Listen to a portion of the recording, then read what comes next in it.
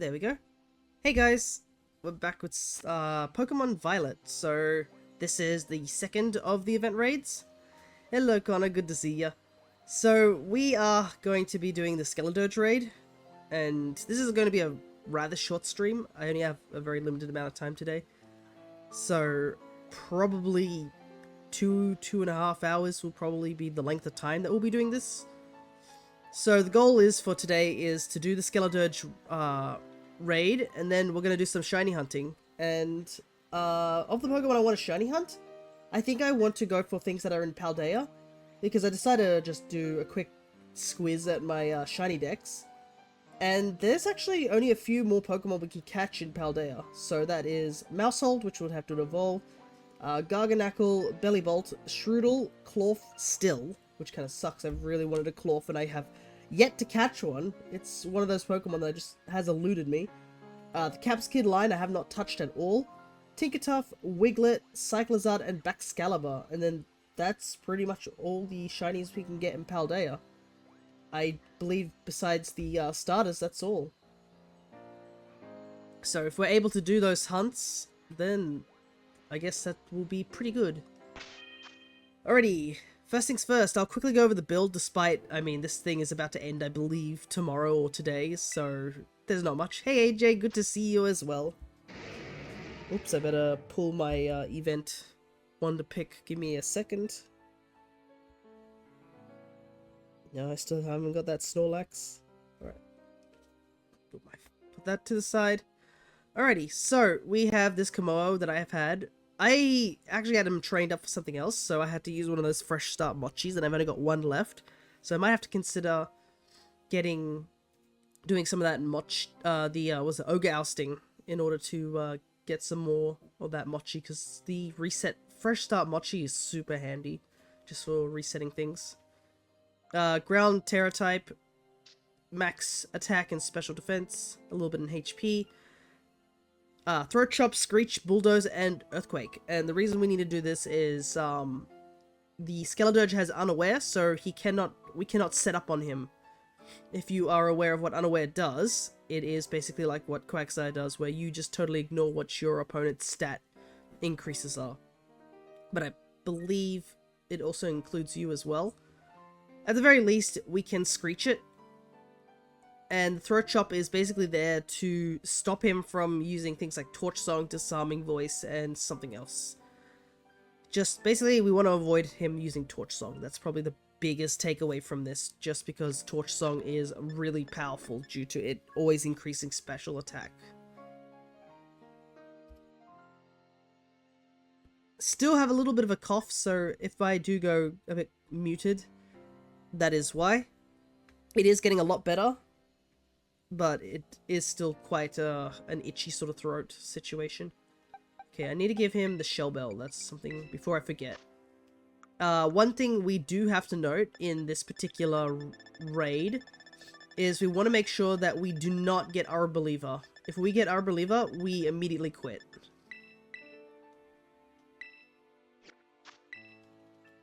The event raids for those Pokemon are still around, the ones that we caught last stream, so there's no reason we're going to be going after them. But they're there if you still haven't got them. Hello Citrus, good to see you as well. We're just about to start. Okay, let's give it a try.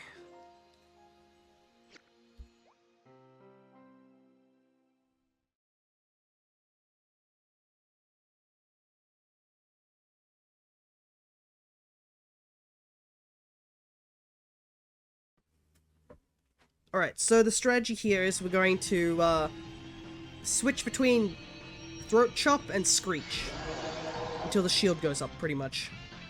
That is the strategy that we are following. Okay. We're good. Another reason we want to disable, as you can see, we want to disable Disarming Voices because it would probably kill us very quickly. Alright.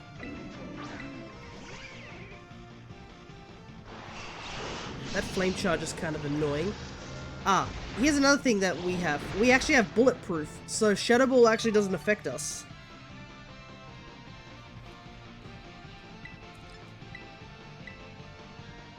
So all he can use is Stomping Tantrum now. And we should be okay. I guess one thing we do want to worry about is that Screech can miss, so we have to keep an eye on that. And we have to Throat Chop every so often as well. So we're just going to be switching between Throat Chop and Screech.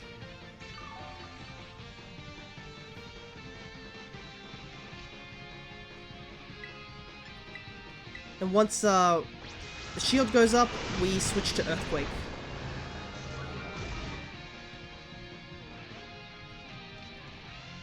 That kind of sucks that we got a miss, but we'll just have to Throat Chop again.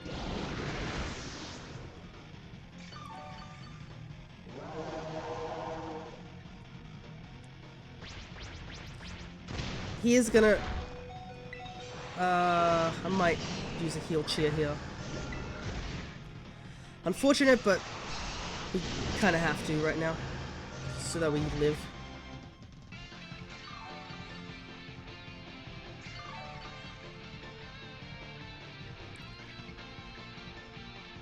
Okay, that's fine. Free turn on our end.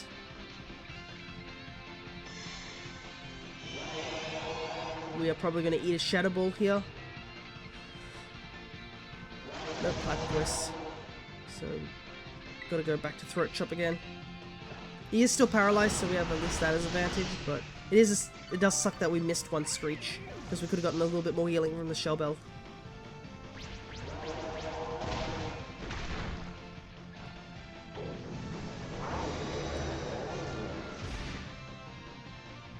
Okay.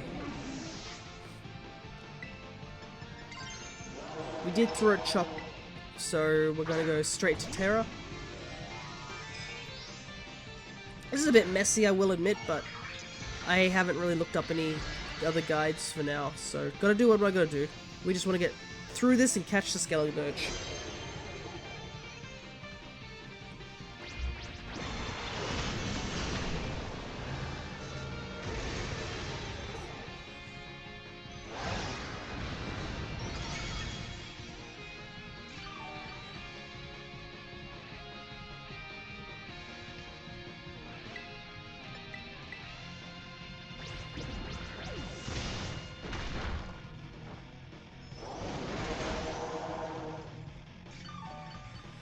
I do not know if we're going to survive another thing, so I might just go another heal cheer for safety instead of Earthquake, as much as that sucks. This has been a bit on the edge, to say the least.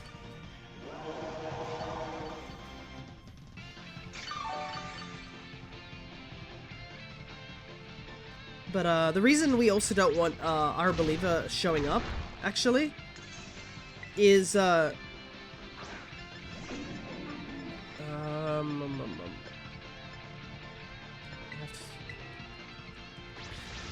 maybe I should go on Earthquake. Should have trusted my gut.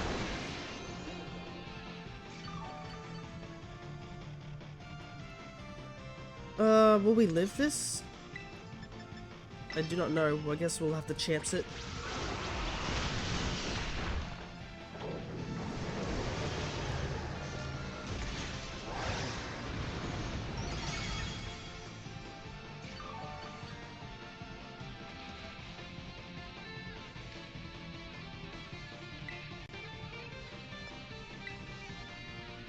This is kind of stressful.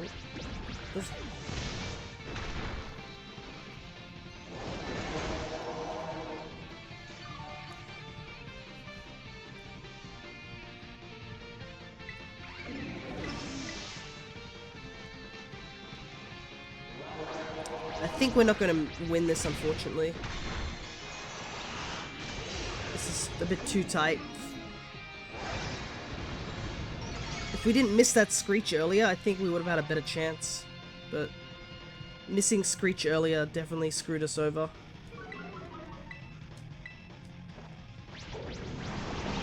The problem is the Screech is just so inaccurate and there's nothing we can do about it.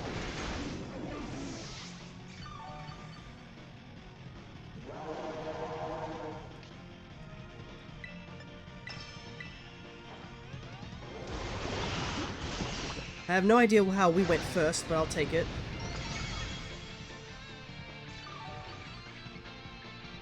Unless it's a speed tie, but it can't be, right?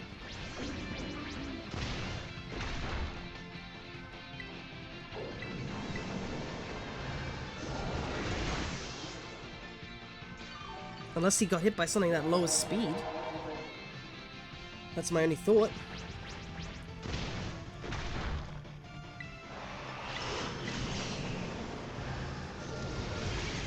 I guess we do have bulldoze just in case.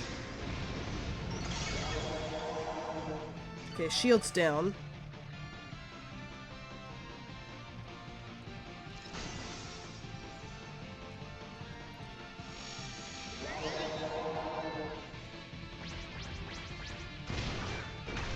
God, I don't know.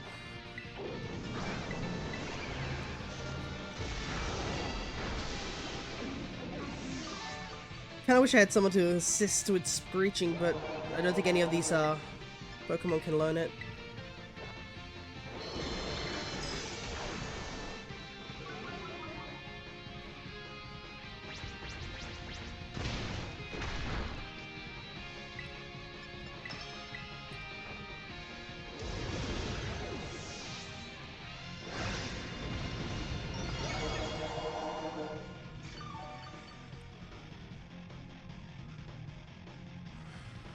Yep, I made a mistake. I was like, should I use Throat Chop? And this is gonna cost me. Yep. Oh, man. Yep. Oh, wow. Okay. Well, we'll try again later.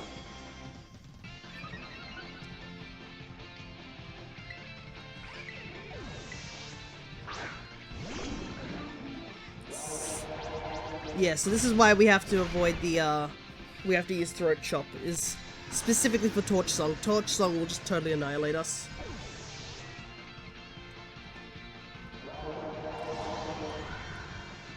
So, yeah, we won't make it back in time. So if we could just avoid missing the screech from earlier, I think we would have had that. Yeah, we're just gonna wait the timer out, there's nothing we can do.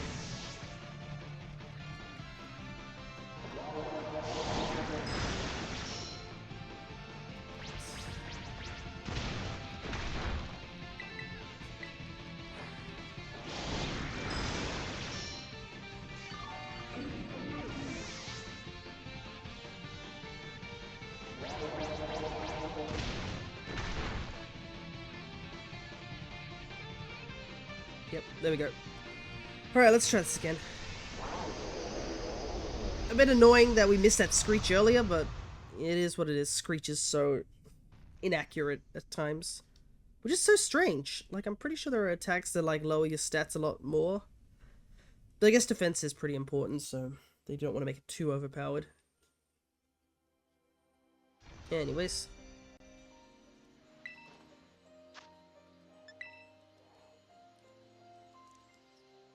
We still have the Quackquavel one to get through as well. But I believe it releases tomorrow, so nothing I can do about that right now. But I guess, who knows? Even so, people probably won't have any strats up at this current moment. Alrighty, let's see if we can do a little bit better this time.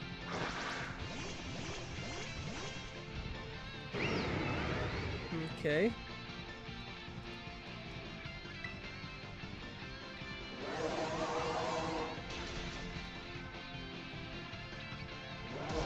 That flame charge first is really annoying.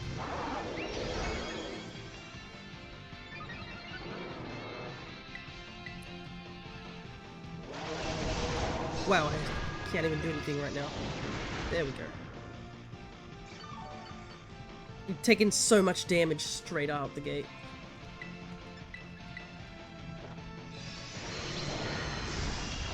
Okay, I'm gonna try and play this a little quicker so I have a bit more time. Because that was something that we had a bit of issue with.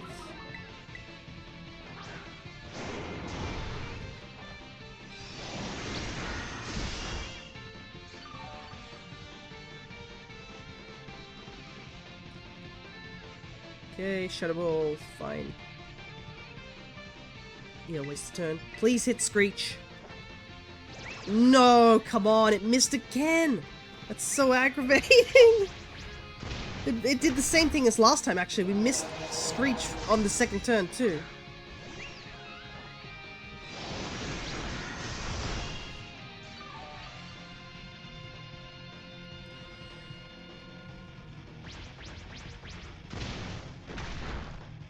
Don't put your shield up, please.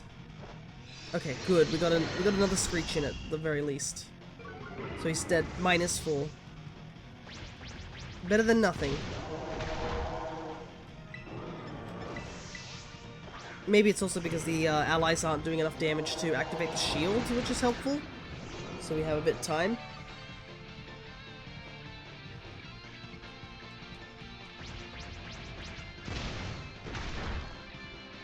Okay, shield's going up now this time. So we just used Throat Chop, so...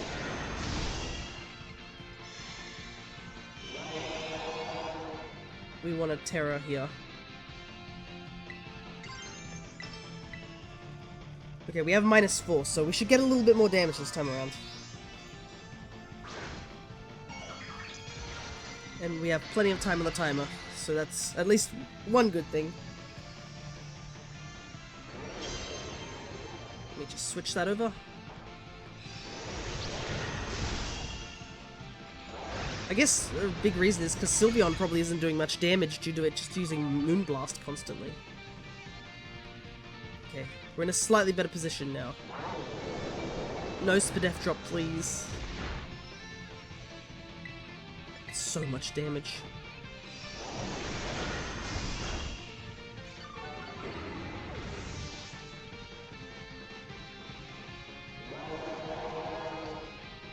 It's fine. Waste a turn. I need it for the Earthquake this turn. I need a construction happening behind me. Looks like now that we've had a couple of sunny days after all that rain recently, they probably want to get as much done before it rains again. Okay, we're in... what did I use last time? I don't remember. I'm just gonna use Throat Chop for safety. I can't risk any Torch Songs.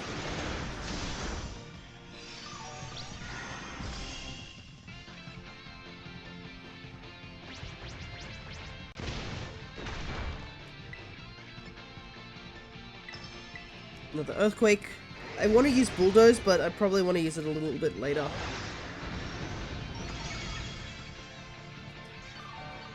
Just to slow him down so we have a bit of an edge. Okay, negative effects are off. I think the shield should drop now, anyways. Okay, shield's gone. So we can now go back to Throat Chop and Screech. We still have quite a lot of HP also on deck. So we should be okay.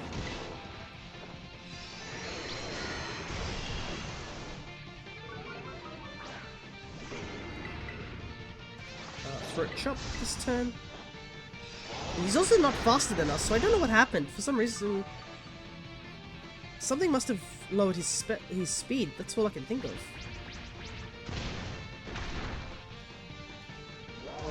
He's gonna raise it again though with Flame Charge.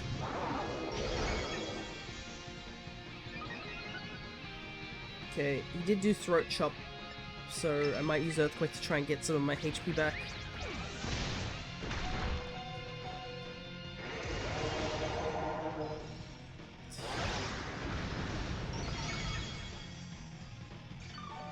Then we'll go Throat Chop and Screech again.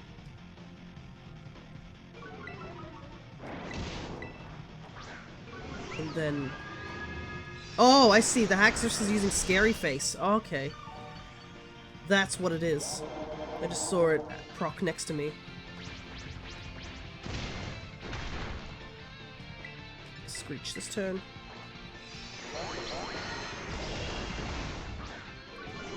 The Haxorus is actually helping us out, so that's what it was. Whoa, was that a crit? Yikes.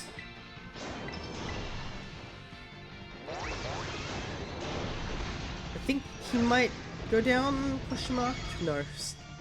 Need one more shot.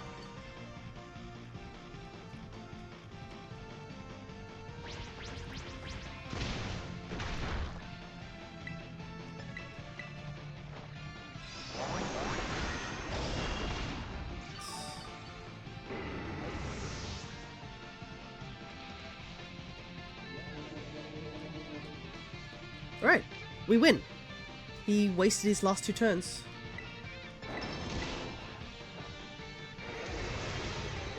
And having Mudsdale and Haxorus really helped.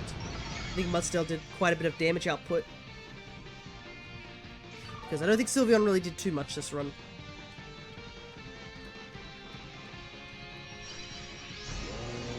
Alrighty, what ball to catch it in? The hardest question.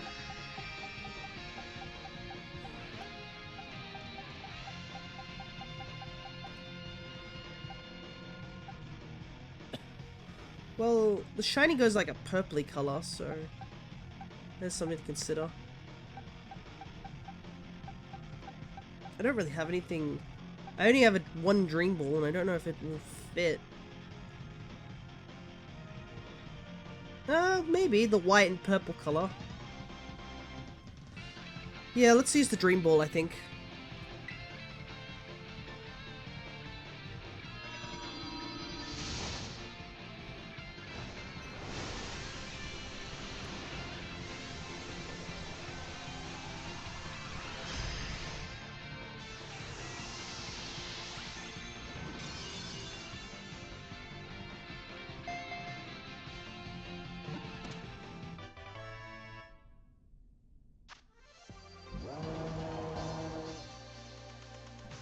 Alright. And some Herba Mystica. And a ton of Terra for fire. Not that I don't think I've really used fire too much in Terra raids. So I'm assuming the next one's going to be a Water Quack Quavel, so we definitely won't be using fire there. Alrighty. I like these statements. It says, its gentle singing soothes the soul, and then underneath it says, burns its enemies to a crisp with over 5,400 degrees Fahrenheit. One of these statements is not like the other. Alright.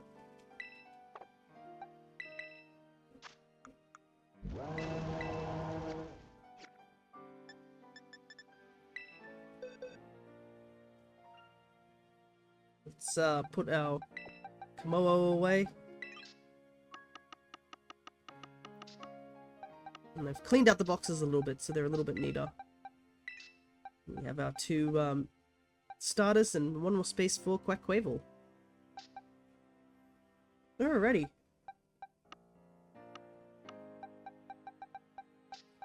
I guess I don't have Tralodon either, so that's another mon I could go for, I just realized. I have this Duraludon, but I kind of need Duraludon as well, so... Let's hunt something that's easy on the eyes first, though. And I'm still wanting Clorf, so we're gonna go back to Clorf. So Knackle... This one's not Knackle Stack, is it?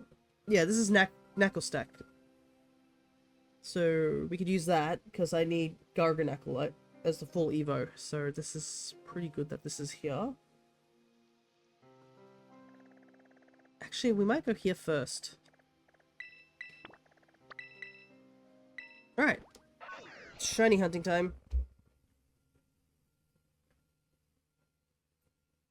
At least it'll be easier to see than the Poliwag we caught last stream. My god. I do need to grab the sprites real quick. Unfortunately, the Scarlet and Violet sprites are so small compared to my other sprites. So I have to...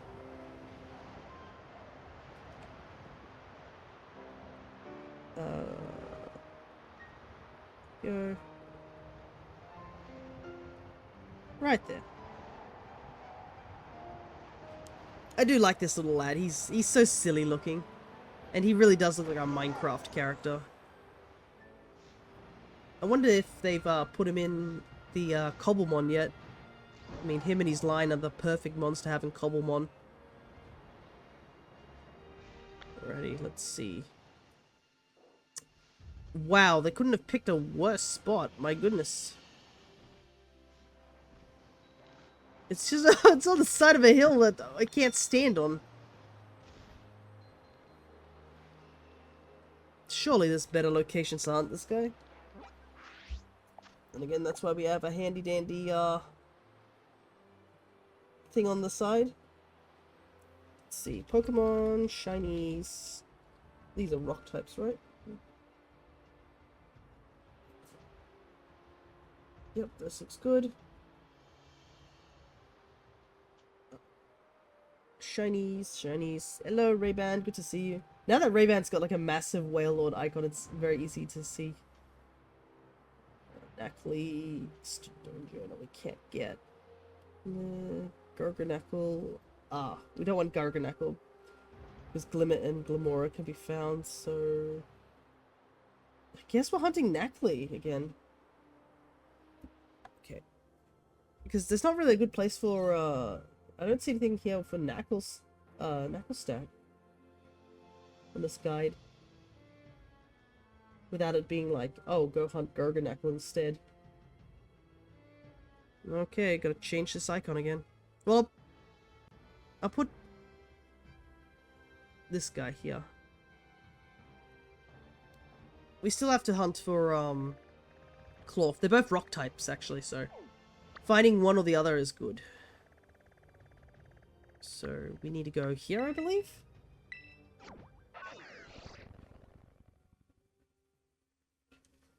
Okay, let's see. Yep.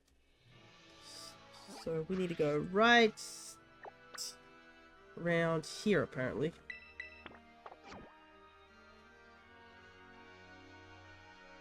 I know what Cloth looks like. It's bright blue. If I somehow miss it, I would be devastated.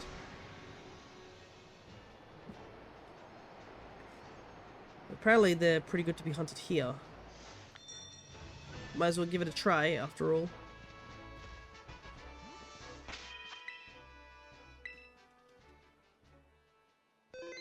But yeah, there was not many left in the Paldea decks to get, and considering ZA is coming out eventually, I don't think they've given us a specific date, just late 2022. There's probably not much reason to hunt some of the older Pokemon as of now. So, best to clear out the last of the Paldean mons that we haven't gotten yet.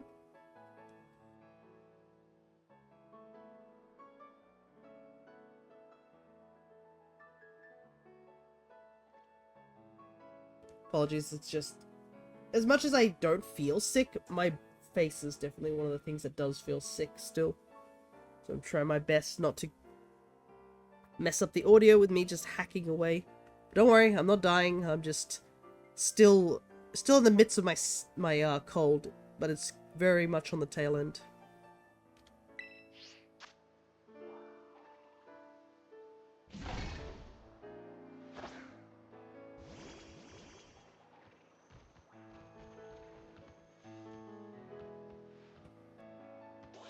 Okay. Rock sandwich. Bacon. Though I do wonder what if ZA is going to have any special shiny hunting methods, or if it's going to be similar to Legends Arceus, where it's just like, go out there and hunt Pokemon. Because I don't think they've revealed anything in terms of, I would say location, I've noticed. All they've literally shown us is that the area is in Lumiose City, and they haven't shared anything outside of Lumiose City that is something interesting to note of. Because I think some people have been worried that it's just gonna be Lumiose City and we're never gonna leave Lumiose and explore the rest of Kalos. I feel like I really don't think it's gonna be the case, but you know, I mean, maybe they don't want to reveal much more to us, but it is a bit odd, to say the least. They're definitely hyping up the wild areas or whatever they're called, and the hotel. That's something interesting is the hotel system, so I wonder how that's going to play into it. Or like, what's our role in the game? Because I don't think we've been shown any sort of professor this time around. It's some sort of CEO, isn't it? To some big company.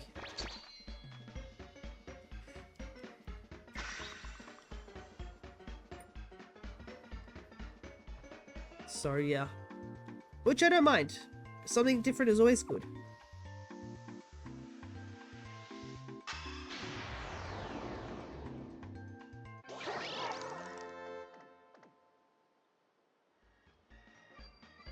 I just wonder if they are going to reveal any new forms. They haven't really showed us anything.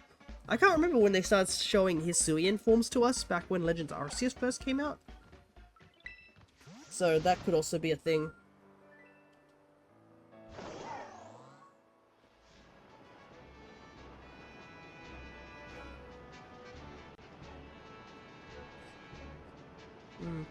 Not seeing many cloths here, but I'm seeing a lot of Knackleys. Not that I mind, I do need Knackley as well.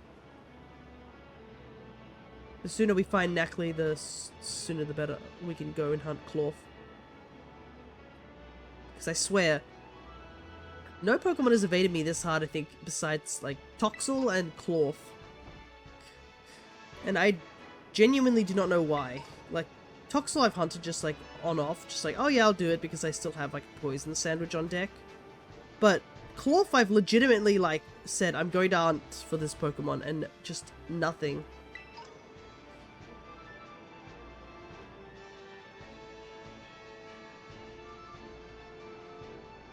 And he's such a good-looking shiny, too. So it's really sad that I haven't caught it at this point.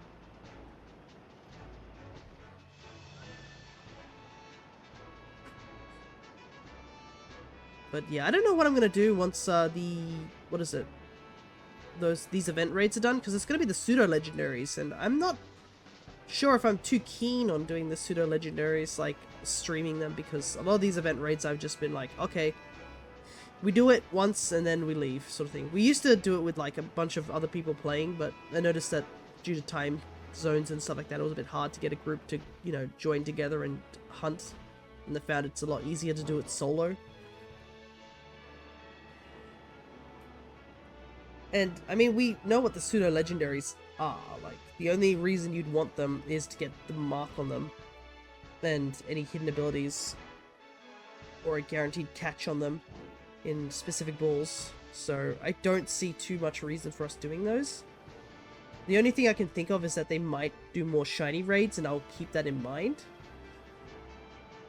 But other than that, because we've caught a good chunk of Pokemon in this game during the shiny hunting month, there's not many more mons we can really get here, I don't think. I think the number is really starting to dwindle down. Like, the only thing I can really think of that's going to take a little while for us to do, probably not even the big goo. As in, might have to clarify that one. I assume Goodra?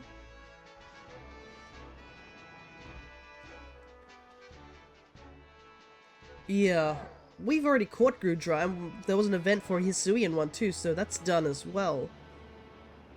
I actually, the Goodra I have, my regular Goodra, I caught that back in X and Y, actually. It was a random encounter Goomy I found in X and Y, and he's now a Goodra.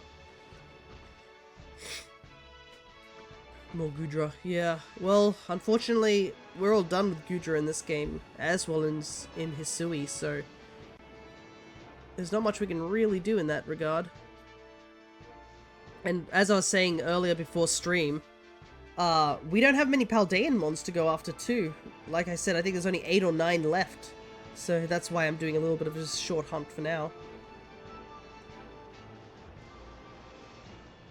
Because of, like, it's only like a handful. One I'm surprised I've just never attempted is the Capsicid line. I don't know.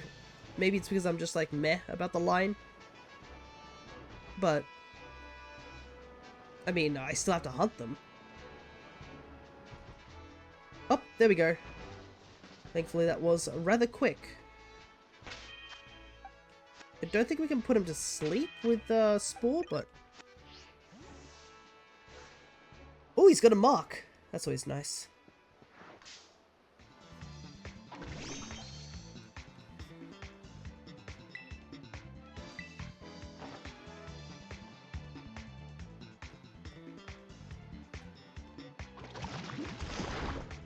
I like this other one, just like trying to figure out where he needs to go.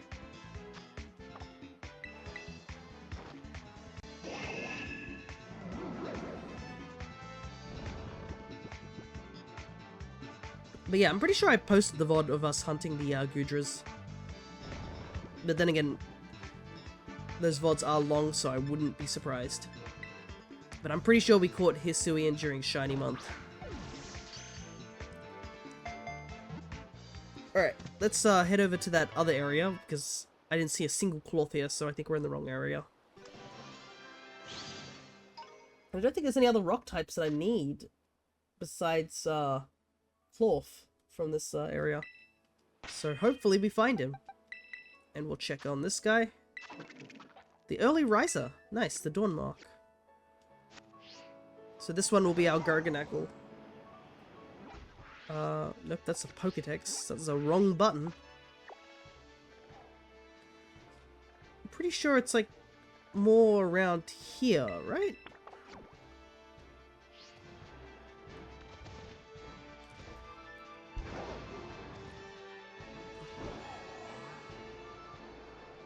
Yeah, cloths are here.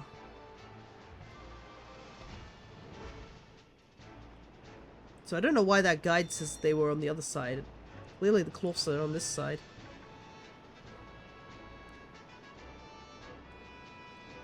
But hopefully we do get the shiny, because it is a good one.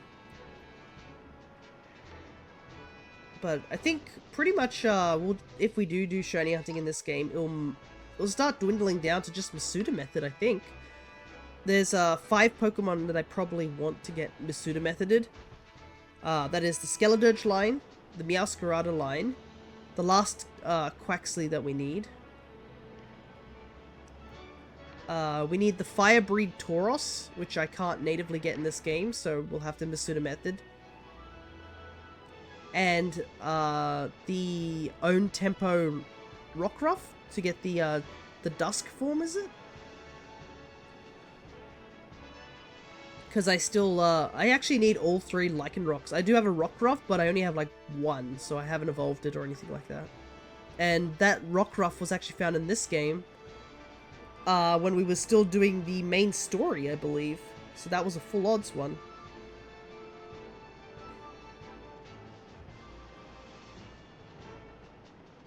But I haven't gotten any of the other forms and stuff like that. One of the ones I am dreading hunting here will definitely be Wiglet. Wiglet has been absolutely unkind to us. We found Wugtrio first. And the problem is that Wiglet is pure water.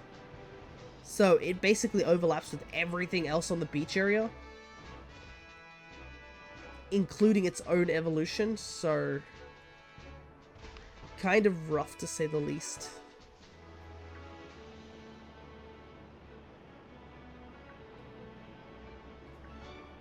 Another one is the... what is it?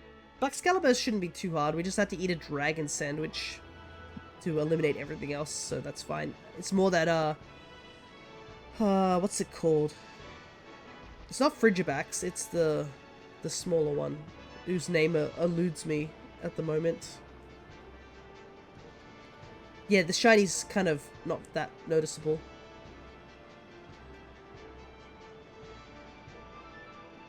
Because it's literally, it goes a slightly lighter color, and the little ribbon on its arms go pink. I think that's pretty much it. So it's a little bit of a hard shiny to see, but it's, we can only really hunt that. I don't think there's any way to hunt the second form.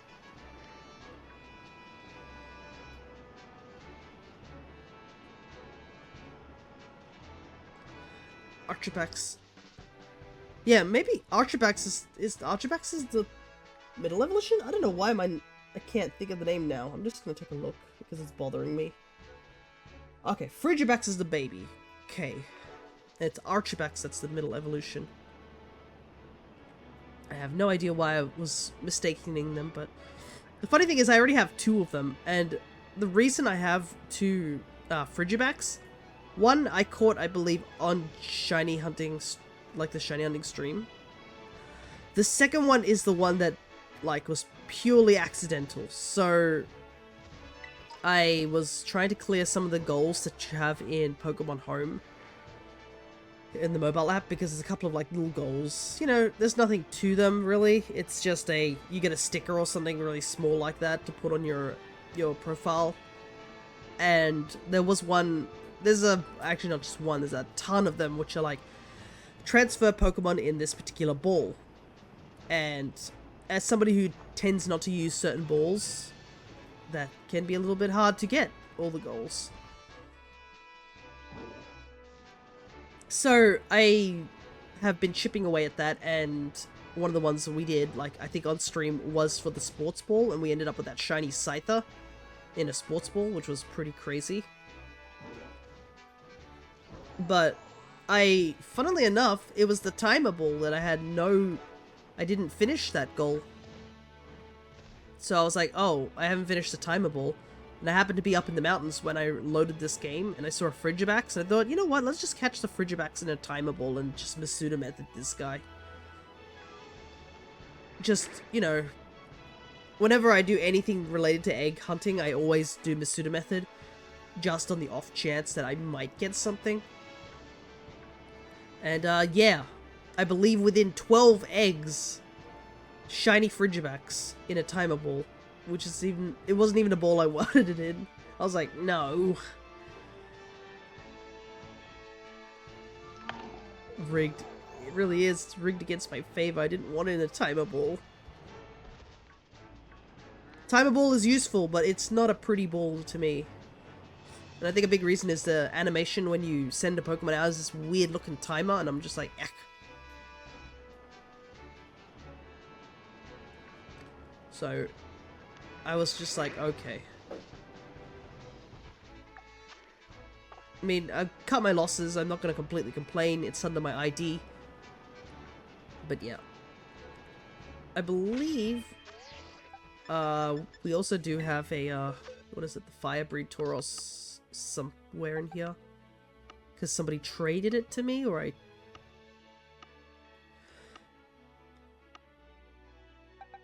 Okay, it's just in a regular Pokeball. So that's good. But yeah. I won it under my own ID, so I'm gonna Masuda method it. Plus, shiny hunting Tauros is rough. If anyone has seen its shiny, it's okay. You can see it when it's in the box. It's when it's out and about in the field is when you can't see it. I believe when we hunted the regular one, I was just like, is that it there? I can't tell. I can't even remember how we got the water Tauros, actually.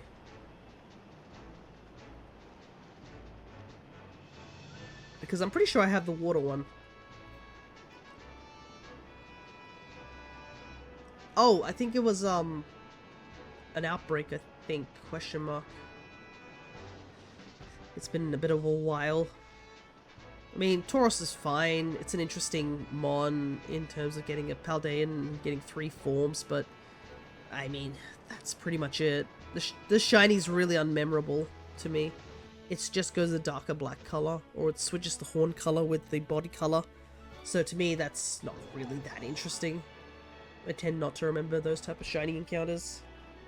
I only remember the regular Tauros one is because I was doing some... Basically, I think we were doing that hunt, and I was just staring at this one Tauros that looked slightly off, and I couldn't really tell. And in the end, we found out it was.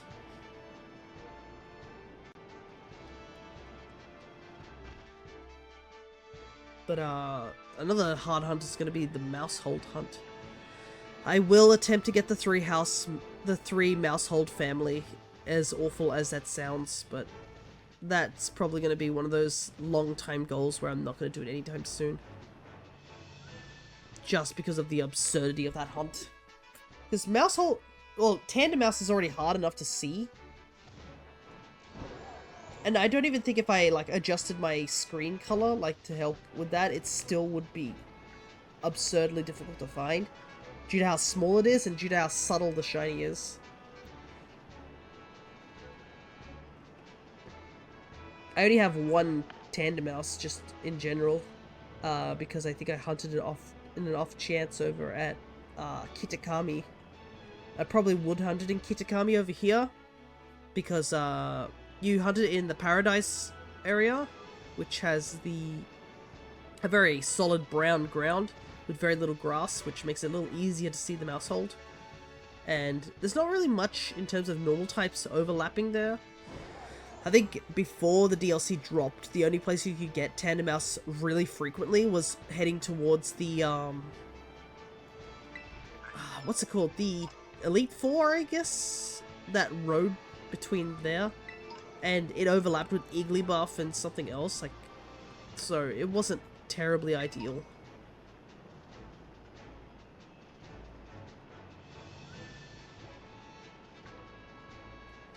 Doesn't make the hunt any less annoying. Like, I know there are some people who rather Masuda method tandem mouse in order to acquire the shiny, but the downside is that I think if we Masuda method it, it would take even longer than just sandwiching it. Because not only do we still have to find the tandem mouse, we gotta evolve it and pray to RNG that it gives us the 3 mouse hold. And that's still a 1 in 100. So, when that hunt happens, I guess I'll be giving people a lot of mouse holds out.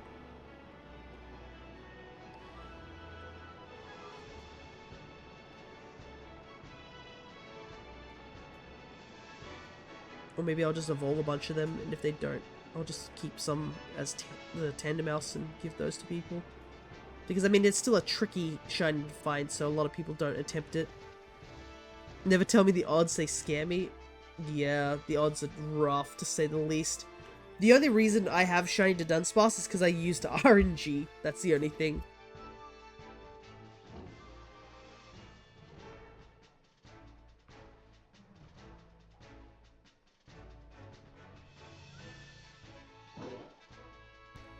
Because I believe there was a strange... I don't know if it was an oversight or a glitch, but they found out by going back to Gen... what was it? Like Diamond and Pearl, essentially. Gen 4, and I believe Heart Gold Soul Silver works as well. If you catch a Dunsparce, a shiny Dunsparce in that game with a specific nature and a specific... what's the word? Ability? Yeah, because they had 2 abilities. I think it's like Runaway and Serene Grace. I think it's like... If you caught, like, with specific ability and a specific nature... the Dunsparce will always be a 3-segmented Dunsparce.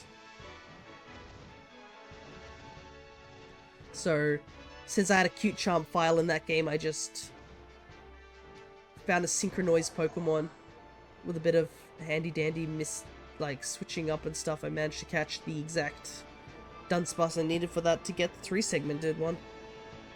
But it's like, it's one of those things where people are like, how on earth did you discover that sort of thing? So that's the only way I managed to get that hunt just out of the way, because I know there are people who obviously have been hunting for it legitimately in this game. I mean, RNG Manip, I think, is pretty legit, in my honest opinion, but I know some people frown upon that sort of thing, so they still probably went for the regular hunt. And you gotta do this twice, because the Dunsparce and the Mousehold hunt are both 1 in 100 to have the special form.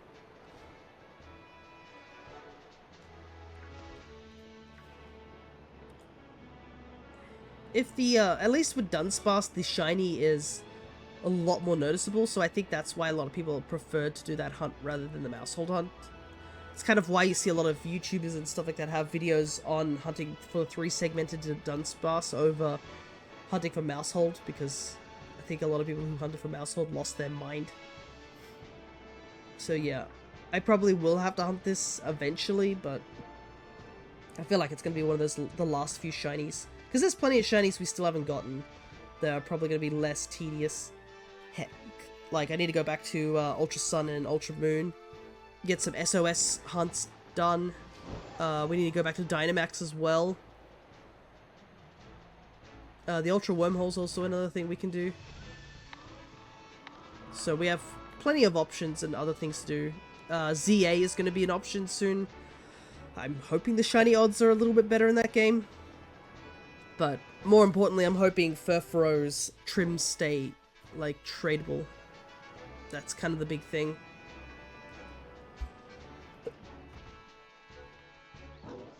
Not tradable, transferable.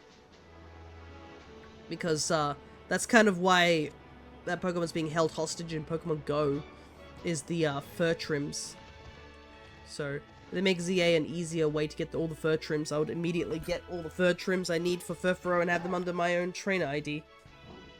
Get rid of that ugly Go stamp that exists in that game.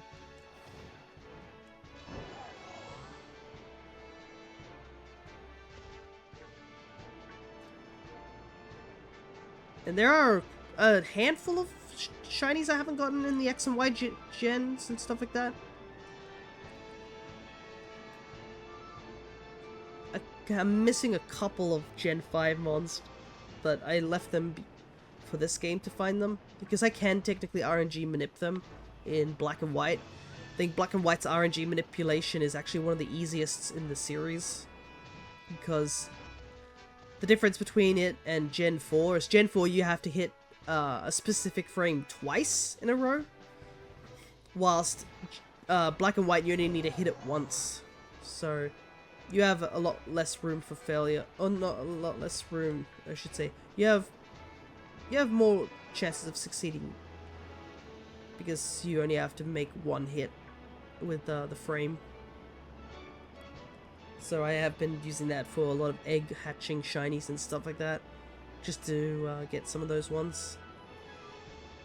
The only, I think, really tough hunt in that game to RNG manip is literally Thundurus and Tornadus, depending which version you have. And the big reason for that is that when they spawn on the map,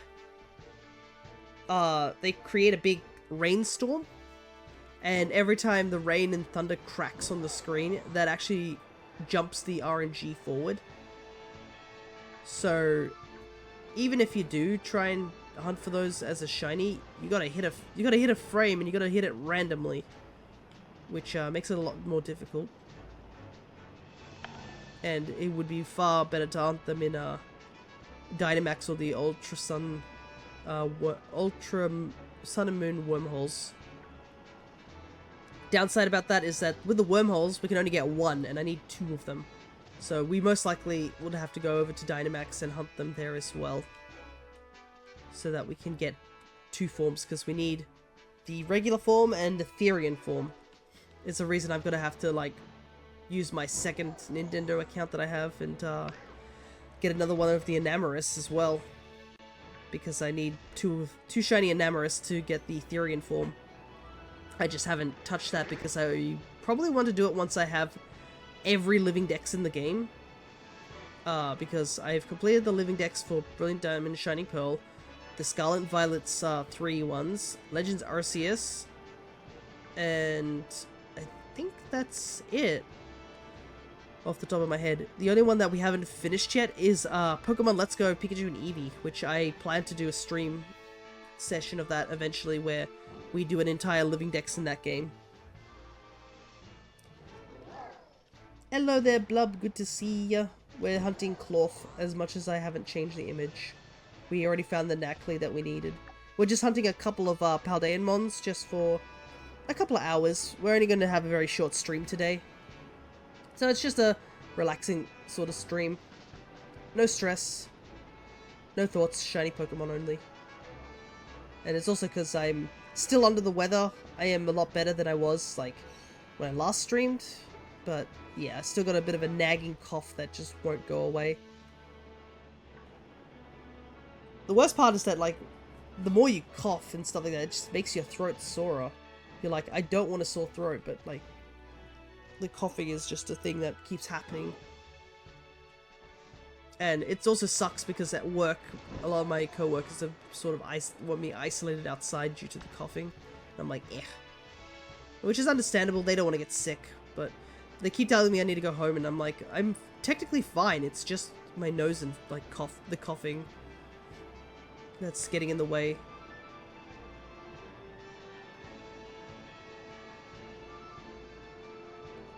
And I need to work because, I mean, that's the only way I get money in this society, as they say.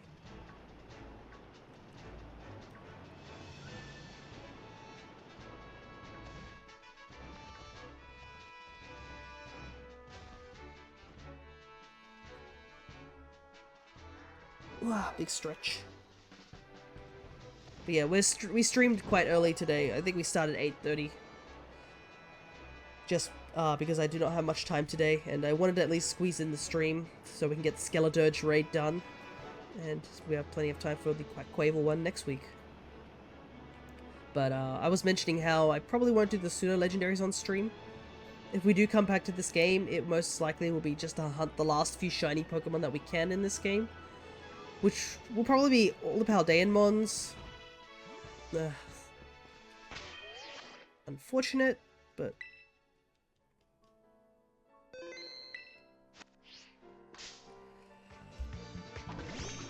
Was hoping for a Clorf, not another Necly, but I guess we'll still catch it. I mean, we're not going to.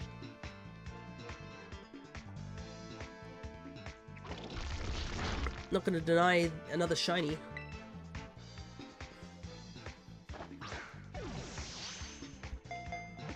The other one must not have Purifying Salt, so that's why it fell asleep.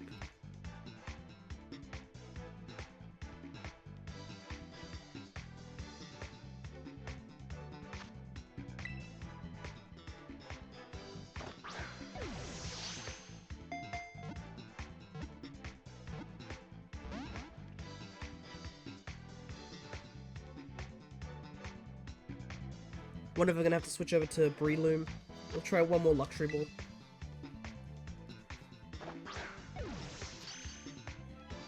Never mind. Well, 2 Necly, I guess.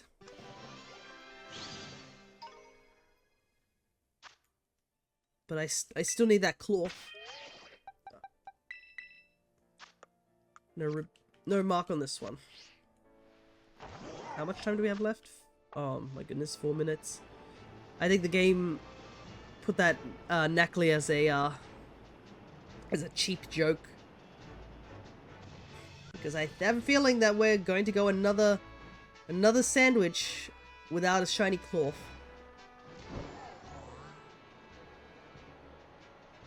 The game just won't give us shiny Clorf. It's kind of crazy.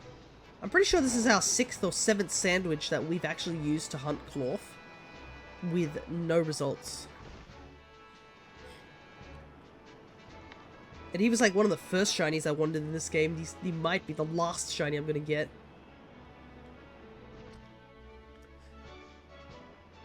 But yeah, I think I cut myself off when that Necly showed up. I think of the things I do want to get in this game, there are still some starter Pokemon that I most likely will acquire in this game because, you know, much easier to get starters in this game rather than doing full odds soft resetting. So that will still be a thing. Finishing up the rest of the Paldean Mons. And then, I guess, finishing off any other Pokemon that we could possibly find after that. And then I guess after that, it will just be focusing on ZA and Sword and Shield's Dynamaxing. Because, yeah, we have to go back to Dynamax anyways, because we did get the Lunala, but we need to actually buckle down and do Solgaleo. As well as the Tapus. The problem is that I think I accidentally caught one of the Tapus in my main file, so we're gonna have to use one of my alternate files to get the other Tapu. I don't remember which one it was. It might have been Coco that I caught accidentally. This was before I really was focusing on shiny hunting them there. But we can't really get those Pokemon in the Ultra wormholes. Probably the Ultra Beasts is a weird case because, I mean, Ultra Beasts are probably way easier to get in the wormholes because the fact that, unlike all the other legendaries, I believe you can just constantly get Ultra Beasts. Like, there's an endless supply of them. Haven't touched Sword and Shield in a while. Still need to complete my living dex and hunt all legendary shinies. Yeah, I probably would highly suggest getting Sword and Shields if you got the DLC and stuff, obviously. Getting that done, because, I mean, you get a shiny Keldeo, and this is the only legitimate way to get shiny Keldeo at this moment if you have home. So, very much highly recommend getting that done sooner than later. The current rewards, I believe, are if you do Scarlet and Violets, you get shiny Meloetta. You need to get all 3 Pokedexes for that. If you finish Legends Arceus, you get a shiny Enamorus. If you finish Brilliant Diamond and Shining Pearl, you get shiny Manaphy. If you finish Sword and Shields, all their dexes, you get shiny Keldeo. And if you finish Let's Go Pikachu and Eevee, you get shiny Melton, which is probably the most disappointing of the lot, in my honest opinion, because I was so hoping for shiny Mew or something. But it is technically a Pokemon Go game. But the problem is that you can't even evolve Melton. That's probably the most disappointing part about it. Melton can only be evolved in Pokemon Go. There is no legitimate way to evolve Melton into Melmetal anywhere else, which is a little aggravating. Because I think I transferred a Melton to get Melmetal or something like that, or attempt to, and I was like, I can't evolve it. How on earth do you evolve it? And people were like, no, you can't evolve it. You have to evolve it back in Go, then transfer it. And I was like, that's so dumb. Thankfully, I have the Melmetal that I got from the event, which has the only one that has, I think, the G-Max move. So, I didn't need to evolve it, but it's so dumb.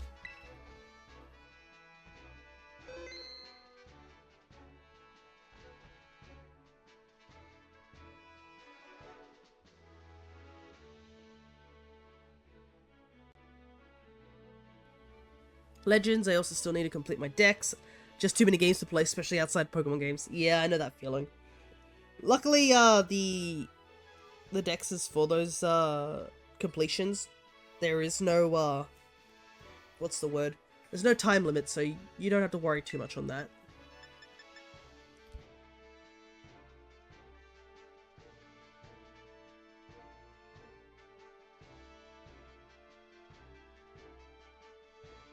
Apologies for the long silence, I'm just clearing my nose, which I guess you guys don't need to hear. Alright. We evolved the female one. Because that's the one with the mark.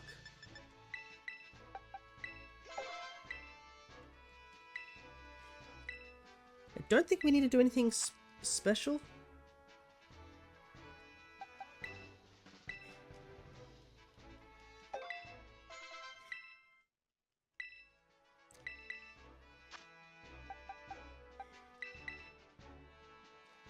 Don't really worry about a moveset too much. Alright.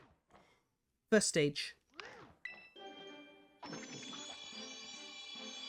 We can mark down that we have Garganacl, I guess. Actually, I can just check the information. Yeah, evolve at 38. The little Minecraft creature.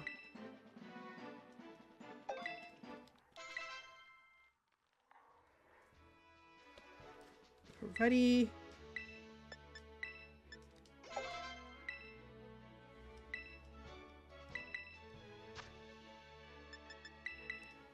We're getting so close to Switch 2 Direct, I'm most interested in hearing the pricing. That is true, it's in April, isn't it? Next month.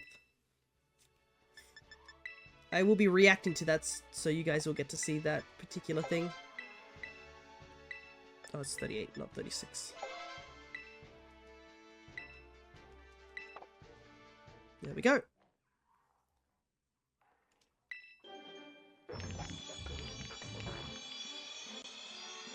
Big Minecraft creature. And it's not a bad shiny too. It's very noticeable at the very least. But yeah, I'm in a similar boat, I guess, with you, Blub, about the whole so many games to play, but in a different sort of manner. Because, what is it? I'm still playing through Brothership. I'm still playing through Dragon Quest 3, which we'll be doing some more over the weekend. I'm playing Monster Hunter Wilds. So that's another big game I'm playing. Xenoblade X comes out this month as well, which I'm super excited for. So that's another game that I'm playing, or going to play. There's a bunch of games I still want to stream. I still have to do ORAS. We're still doing our Monograss ORAS. I have to do the, whatchamacallit it? I'm trying to remember. What is it? I still have to go back to Stardew for that redeem I did. So yeah, I'm chock full of games and no time, pretty much. Alrighty, we need to hunt. What do we want to hunt next? Bellybolt, maybe? Bellybolt might be nice to do. I'd rather hunt Bellybolt than Tadbulb, due to how hard it is to see. I've been lining up every Yakuza game since I never played any of them. It's going to be a long project. Oh yeah, the Yakuza games, there's a ton of them, isn't there? And that recent one, the Like a Pirate, I believe it's called? Or Pirates in Hawaii. Something absurd like that. That game is existing as well, so you got that game as well. But yeah. And this is all before the Switch 2 announcement too. Because I don't think the Direct is just going to be like, here is Switch 2, okay, bye. It's going to be... They're probably going to mention some launch titles and whatnot. What those launch titles are, I do not know. Like, I've been thinking about it, brainstorming it with the fam, or the people who are interested, I guess. Because, I mean, we just got a Zelda game in Tis the Kingdom, and we just got a spin-off Zelda game in Echoes of Wisdom, which you did play here on stream. And they tend to do a thing where they do mainline game and then a spin-off. So I don't think we're going to get any Zelda news, to be honest. And if they do, it's going to be like the bare minimum. That would be my thought on the whole thing.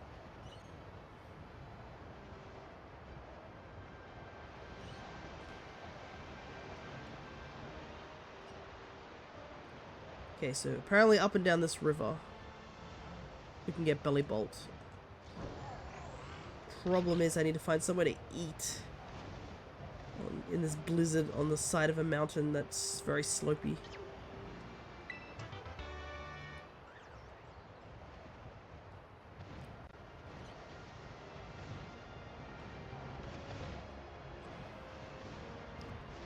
There doesn't really seem to be anywhere to eat. I can see them showing off an enhanced Breath of the Wild Tears of the Kingdom version as one of the smaller launch things. Yeah, but... that's all I can really think of, really. I can't really see them doing... Ooh, funny rock mushroom. Oh, the Knackly, we already caught that. We're moving on to our next target. I should change that now. I don't think you can eat in town. I think you have to go outside at the very least. There should be a flat area somewhere around here.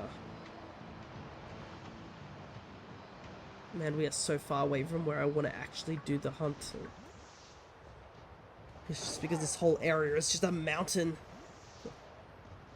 All slopes, no flat areas. Here we go, down here. But hey boy, good to see ya. Can I eat here?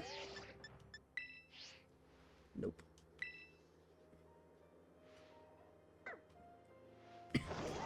Surely there's somewhere I can do this. Oh, sorry. Realized I wasn't able to mute my mic in time. Okay, here we go. Let me switch over the target before I eat.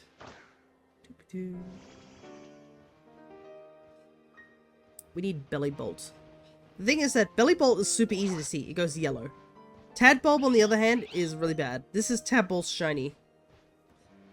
If you know what the difference is, yeah, imagine trying to notice that difference with how small it is. We did it though, and that was probably one of the more craziest hunts we had back in the day. Due to the fact that I think somebody dared me to try and go for it, and we got it last minute. Right, so we need electric.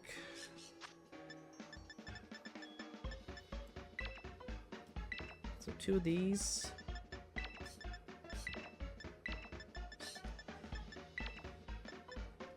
Oh, I am running low on spicy, so I might have to start making things with the sweet and sour Herba-Mister. Alright. But yeah, did you notice the shiny difference in shiny tadpole?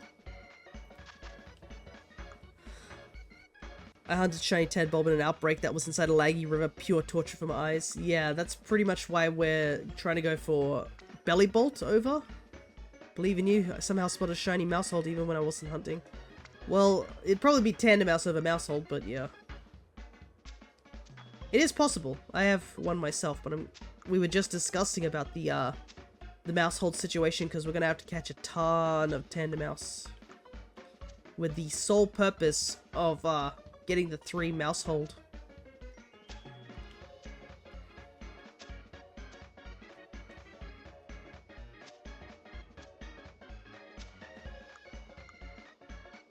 But yeah, it is possible, it's just I'd rather not do it. And if we can get Belly Bolt, I would much prefer that, simply because we actually do need Belly Bolt. And I think, to evolve Tadbulb, isn't it like a Thunderstone? Yeah, so... save on a Thunderstone if we can find Belly Bolt first, essentially. Alright. One bad thing is that this location that we're at is super far from where we want it to be. Simply due to the fact that there's no area to eat. Okay. Let's start racing it over back. Because we want to get to that thin river. Thankfully, due to the DLC existing, we can fly there with no issue.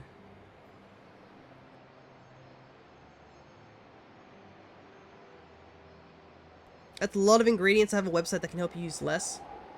Yeah, I just don't have any salty Herba Mystica. I know salty can use 1 ingredient, but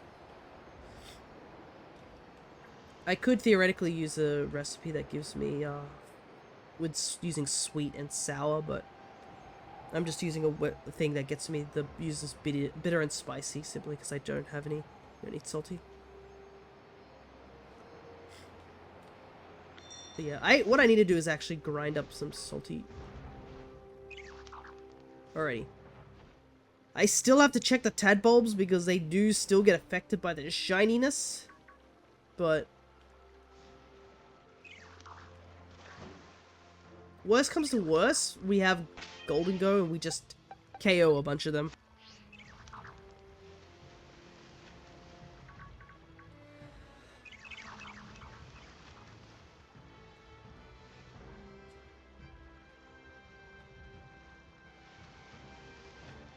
So I will probably be a little quiet just because I'm going to be like super hardcore focusing. A little bit of a downside that Magnemite are also getting affected by this. I mean, shiny Magnemite's not a bad shiny, it's just a lot harder to see in this game than normal.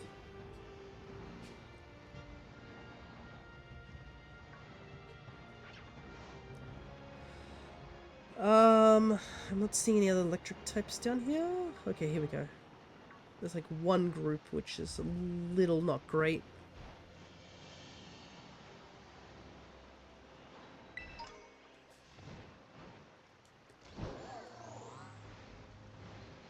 Kinda wish there was a place where it's just Belly Bolt, but I don't think that's... I think there's only like, what, the Terra? Okay, there's a lot more Belly Bolt down here, so we might need to stick around in this particular area. But yeah, I need to grind some more Herba Mystica. I've run quite low over the shiny hunting month.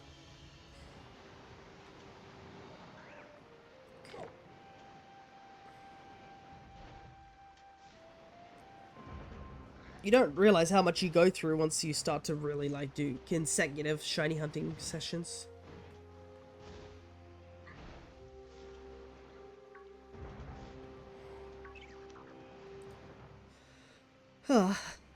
Okay. Yeah. We're kind of hoping that the big guy shines instead, but unfortunately it's 1 against, what, 5? So it's gonna be rough.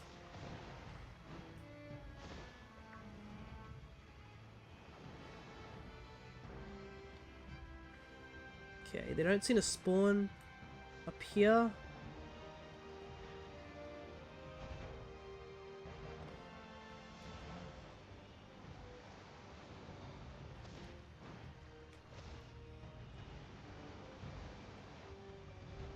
They keep spawning on the shore that I'm not on.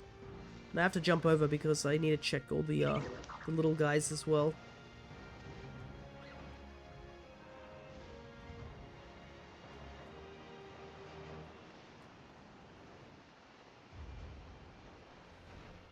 Yeah, I think a lot of these hunts that are left are kind of the harder ones to hunt for. So all these really gotta stare at them for a little while hunts.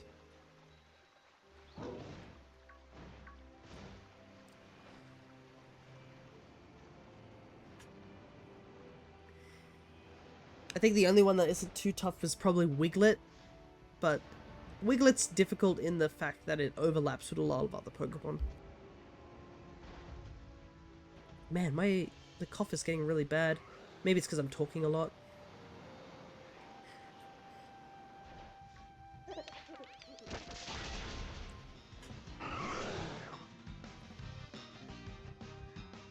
Oh, where's that tadbulb going? He's just flying off into the sunset.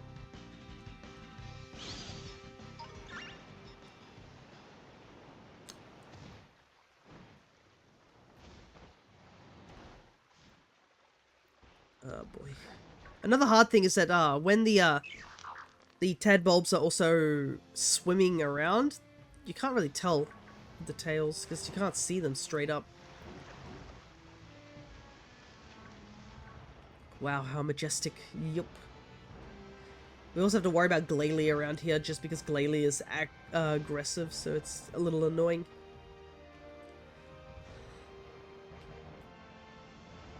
But if Bellybolt shows up, we'll instantly see it.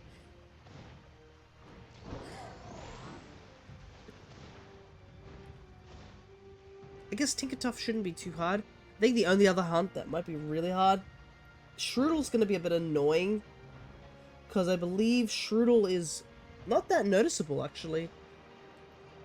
But it's not really a, oh, it's hard to tell it's shiny, it's the more that it's small, so it's hard to tell. And I don't know if there's a really good place to hunt Shroodle. I do have a Grafaiai, because somebody gave it to me. So that's the only reason I have one. But I think if we do hunt for Shroodle, it'll overlap with something. But then again, it could be just a case I've never hunted Shroodle. It's not been up on the top of my list, to say the least. Just not looking forward to hunting Poliwag in the event outbreak. Bro, I do not blame you. If you check out the highlight clip, it's the last hunt we do. And I had no idea the Poliwag we found was shiny. And even when we were looking at it in the Pokedex, I was like, I legit can't tell which is which. Like, it is absurd to tell. You're better off just KOing everything. And if you don't find it, just move on to another outbreak. Because it's impossible to see.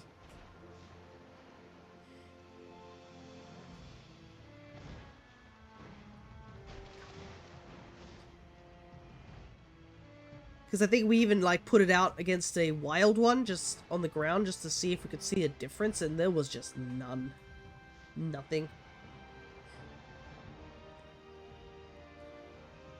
I kind of want to do a hard shiny hunt. What do you recommend? Let's see. Well, in terms of hard, there are like a couple of different options. You can go for a this is hard because it's so hard to see, or you can go for a this is hard because there's a lot of overlapping types. Like, for example, a lot of water type hunts in this game are a little difficult due to the fact that there's a lot of pure water types in the ocean, surprisingly. So sometimes that's difficult. You can go for a rare Pokemon, you can go for a small Pokemon. That Golduck is attacking me while I'm trying to do an explanation. I mean, Tadbulb, as you can see, is pretty difficult. If you want to do... Hard to see, please. Okay. Hard to see. Well... if you're sadistic, Igglybuff's pretty hard to see. And it overlaps with a bunch of Pokemon. So that's one difficult hunt. If you are doing the event outbreaks, like Blub is talking about, Poliwag is really hard to do. If you want a not so hard one, I would say Charcadet and the Swaddle is a bit difficult to do. Not impossible, but they're a little bit difficult due to their size. And with Charcadet, the not so noticeable eye color change. So that's something you can do.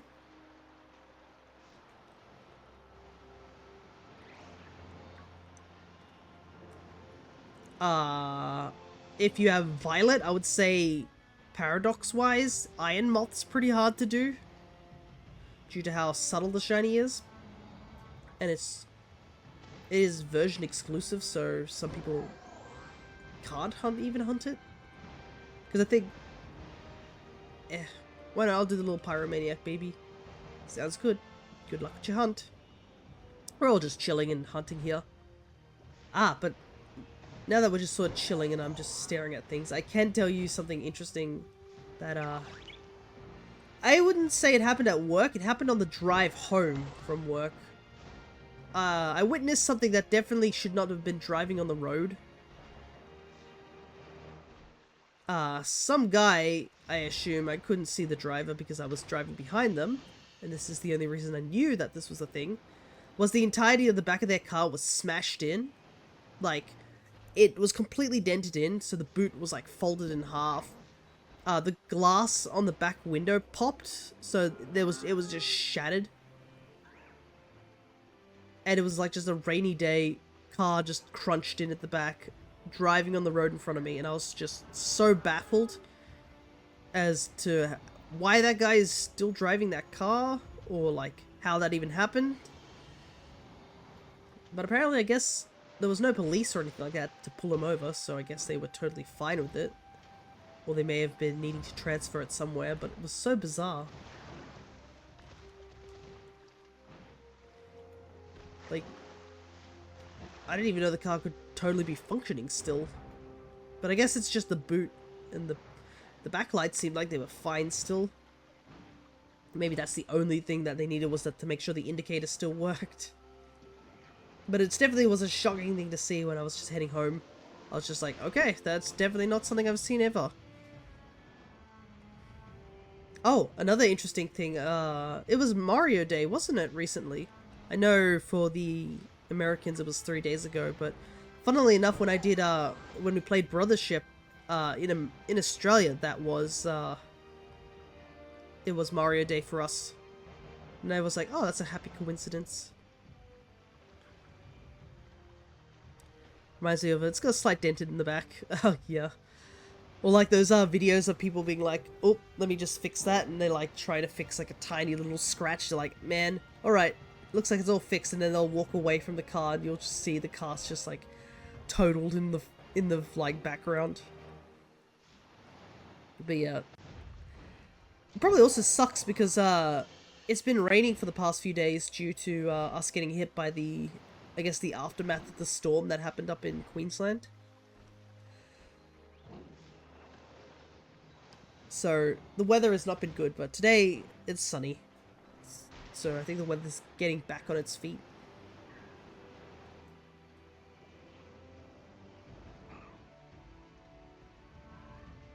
But it's been a bit just dreary.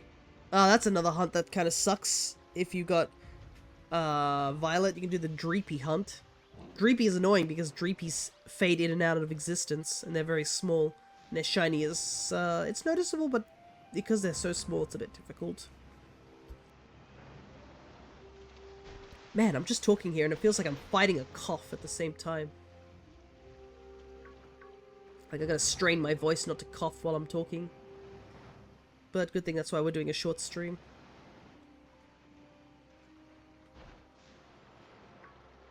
Is that it there? I think it is. This guy, right?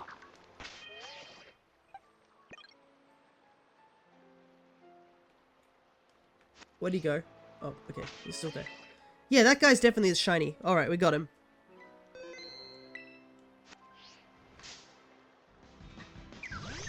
Alright, so it wasn't the belly bolt, but it still counts.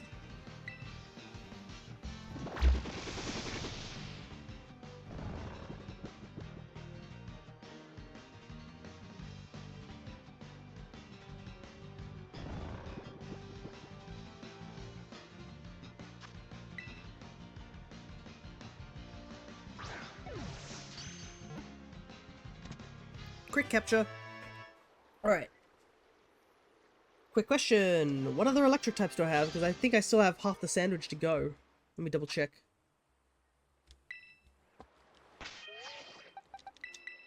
Let me just double check.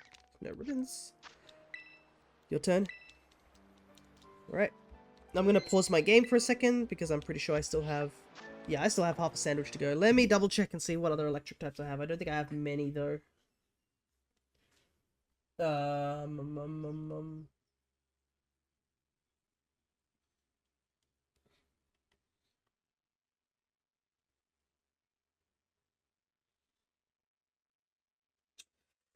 Oh no. There really isn't any other electric types I can do except for one. And that's gonna be a really awful hunt, so... It's back to the... Like, I can't actually do it, actually. The electric sandwich would overrun the cave. The only Pokemon I have that's an electric type is Joltik line. And Electros. And they're both electric types. Wait, maybe I can do the Electros in, Kitakami? Because I think Electric shows up there. So... Because I think they show up in the pond.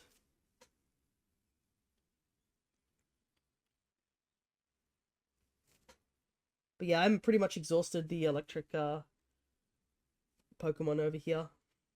There's not really much I can get. Okay, E-Electric. Yeah, I think we're just gonna have to go for E-Electric, because we cannot use the Electric Sandwich in Charge Stone. If we use the Electric Sandwich in Charge Stone, we will just find everything, and that doesn't do anything for us. Problem is that E-Electric's shiny is miserable. Electros, great shiny.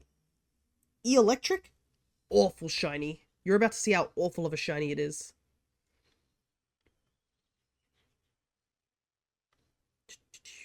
E-Electric, where is it at? Oh, here we go.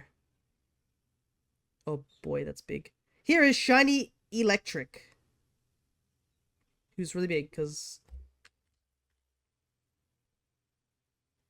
Yep, because the sprites for the Scarlet and Violet are small, so I've got to manually make them smaller. Alrighty. Curious, what's your favorite shiny? Well, there's a lot of hard shinies, for sure. Well, whilst it's paused here. Because I have a ton of shinies, so I'm not sure. Torchic's my favorite Pokemon, it's got a good shiny. I think the Latis have pretty good shinies too.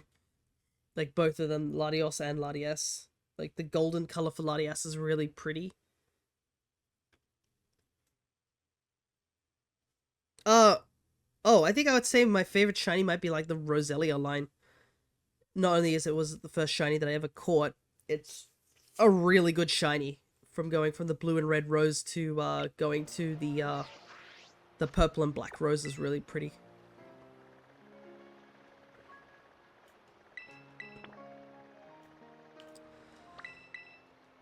But yeah, it's kind of hard to choose, really, what a good shiny... There's a ton of really good shinies in the game. And I guess hunting a bunch of shinies over the years has definitely broadened that. Alright.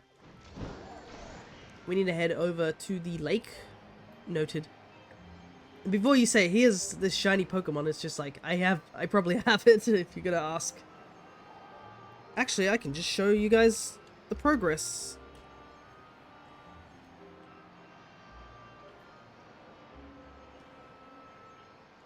As the current progress we've made so far in our shiny hunting collection. Alright. This is gonna be rough. So we want to look for...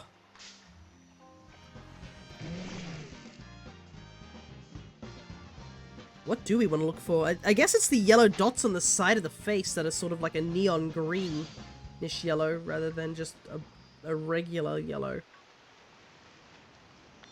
But yeah, we're just doing this hunt to use up the rest of the sandwich. There is really not much. Oh, dang. Yeah, we've been working on the shiny decks for quite a while now. We were doing a Pokemon Home Living Dex. I've got a series on my YouTube channel of that. And we are just slowly now working on a shiny Living Dex. Oops, not Breloom. We need Go. Love shiny Polydode and Umbreon. Umbreon is definitely a solid shiny. Polytoad's not a bad shiny either. It's definitely an improvement over Poliwag and Poliwhirl. Poliwag and Poliwhirl are awful shinies. Poliwrath is not bad, at least you can tell it's a shiny, but I think Politoad looks a lot better than the rest of the line.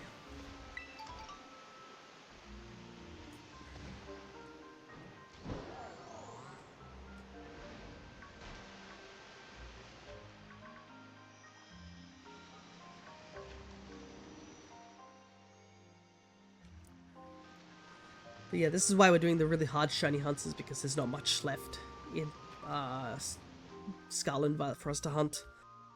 I think it's just like a handful of other Pokemon that we could probably get in other games. All the legendaries are pretty much going to be like us going back to the older games for them. Everything that's legendary in this game's shiny locked.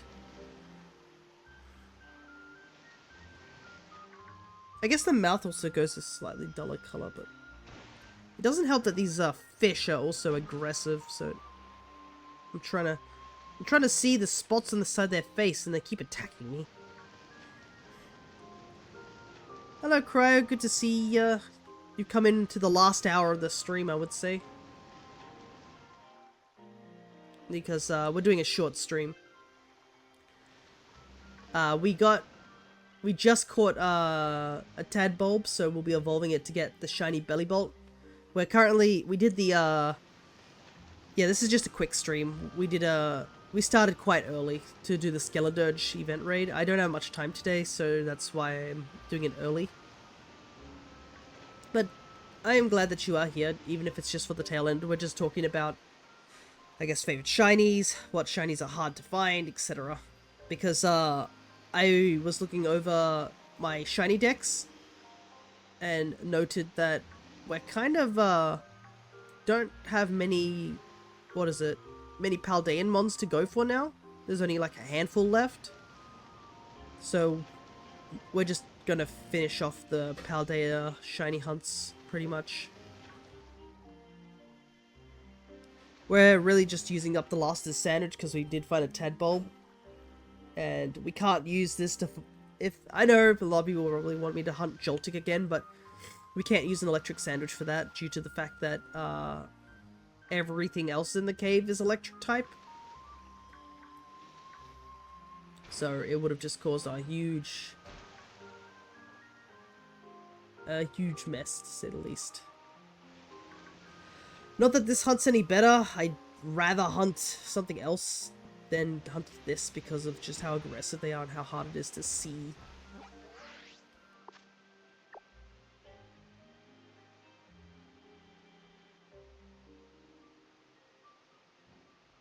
Just gonna take a quick hydrate. Man, this cough is so bad. Another reason why this is a shorter stream. Because I'm still under the weather. It's getting a lot better, but still under the weather nonetheless. It becomes slightly green. Yeah. It's when it evolves into Electros, then it becomes a good green shiny. But as of now, bad shiny. And honestly, it's one of these mon would be one of those mons that I'd rather just do an RNG manip in what, Gen 5 over like actually getting it in this game.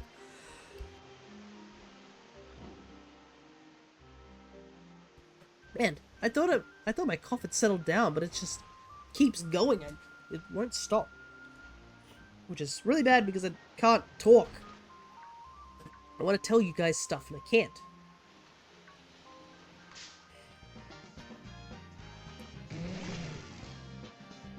The lighting also probably doesn't help here too. And also the fact that these guys are just so aggressive. I mean, I guess it goes a slightly darker blue, but that's not really much to work with. Especially in this game when it comes to lighting. Like the guy all the way in the back is a darker blue, but that's probably not him.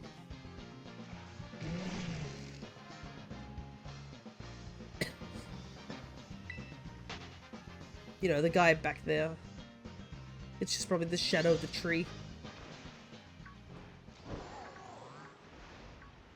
They keep rushing you. Yeah, because they're aggressive too.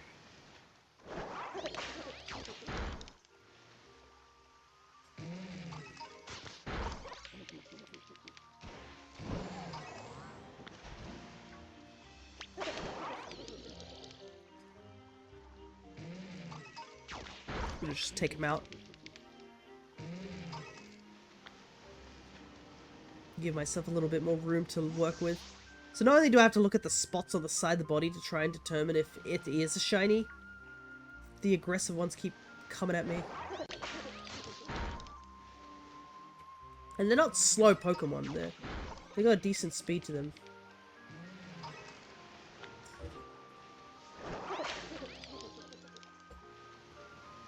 Just gonna stand up here for a little while. Oh, and I guess there are other electric types around in the area that could be affected by the sandwich as well. Just 9 minutes.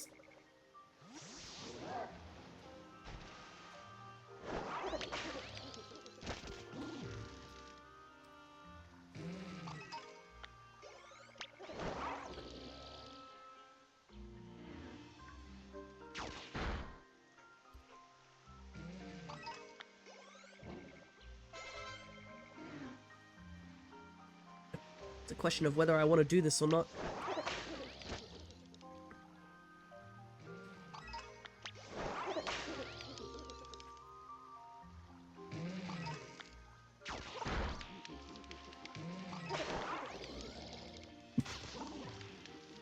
Problem is, we can't isolate this Pokemon anywhere else, because if we try to do it in the Charge Stone, it's pure electric, so no dice there.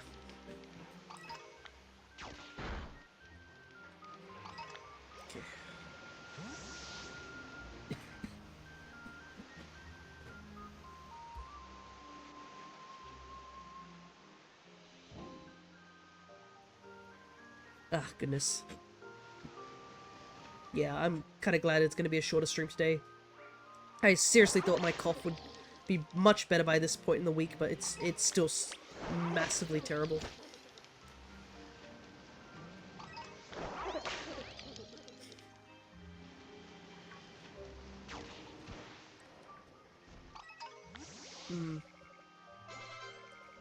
Yeah, I don't think it's really worth hunting this guy, even with the extra 9 minutes. I think I'd rather go hunt something else. What else do we need? Let's look for something that's a little easier to see. Yeah, it looks like a pain here.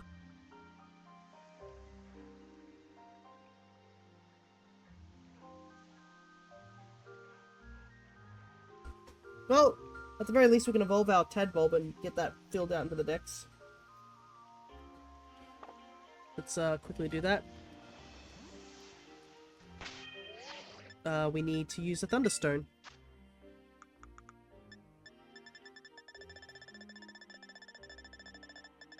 Which I have plenty of. Now this is the reason why I wanted to do this as the Belly Bolt rather than this, because it's a much easier shiny.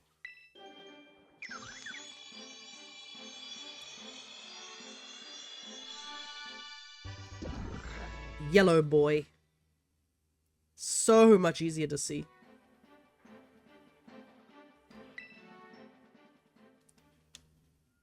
Alrighty. And we don't have much time today, so I think we'll only have like enough time for like 2 more sandwiches and then that's it. So the sooner we do the sandwiches, the better. Oh no, I don't even think we have enough time for 2 sandwiches, maybe only 1 more. So I guess we're gonna have to make a sort of a vote for this.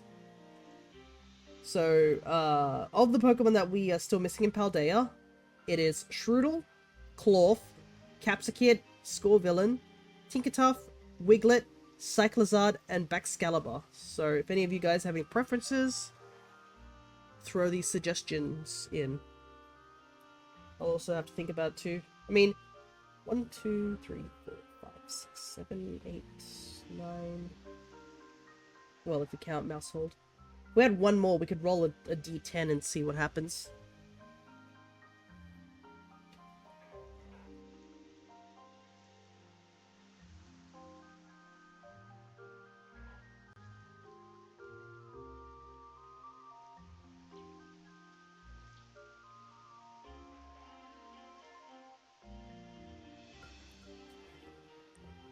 So we have Tinkertuff, Capsakid, Cyclizard at the moment as the top 3.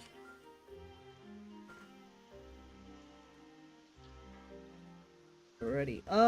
Yeah, Cyclizard is definitely a rough one to do because of if they're fast, even if they're not on a cliff, they just dip. Let me take a look for what the best option for certain things are, because, for example, Capsakid, I do not know off the top of my head, I will admit. So I'm going to take a quick gander. Because there's Scorevillain, but is there no place for Capsakid? Surely there is, right? Or do I have to use a grass sandwich? Oh, I guess I would have to, because Capsakid's not a fire type. Duff. Capsakid. Solo location? In the desert.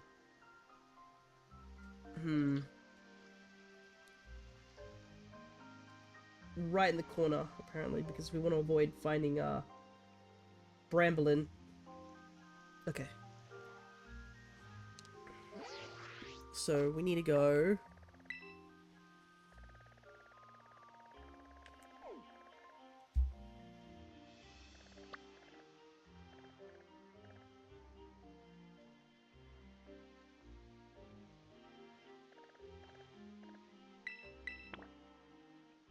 right here, apparently.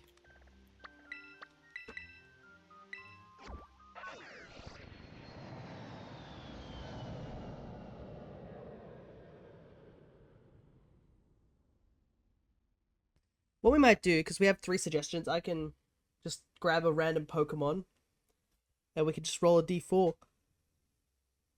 That might be our best option.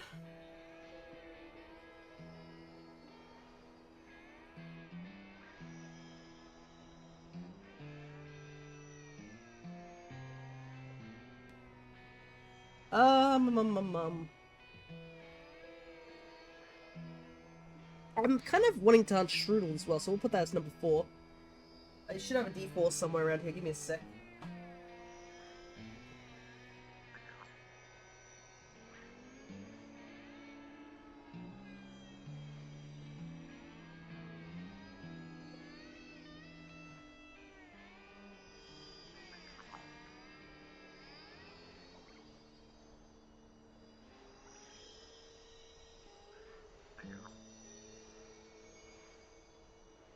Apparently all my D4s are at the bottom of this bag. I also have to throw everybody back in position. Because I have a single bag that holds all my dice in it. And yeah, all the D4s are buried at the bottom for some reason. Oh, speaking of D&D, I can say a story. Catching all the stars. Hey, AJ. Yeah, it's because Cryo keeps throwing bombs out. I might have to pull my dice out just to find a D4. Surely I have a D4 here. Where is it? Here we go. Goodness. That was a lot harder to find than I expected.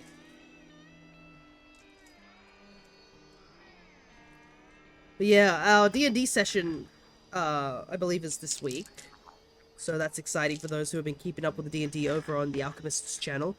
But I also do another D&D session with friends from uni. Yeah, that went interesting.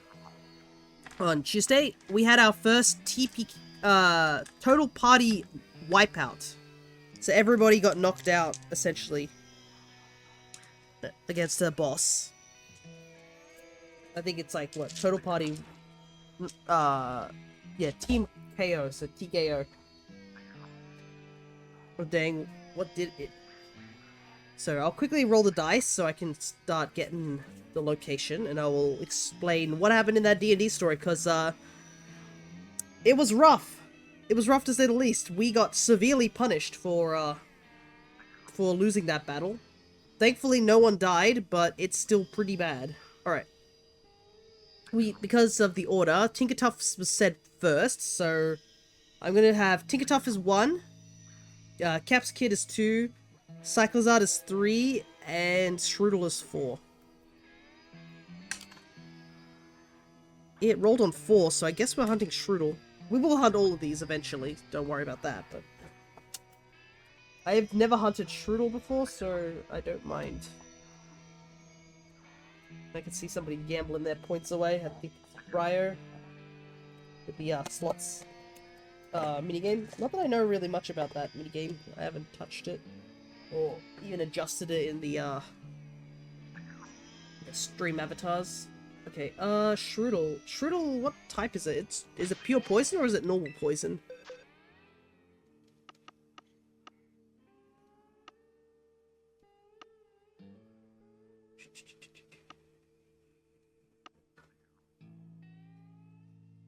Oh, there's a whole Electivire. Big catch over on the Poke community game.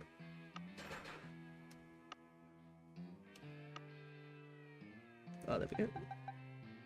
Normal poison. Okay. Considering where it's at, poison is probably the better option. Because Igglybuff is where Strudel is, if I'm remembering right. Let's see. Strudel location.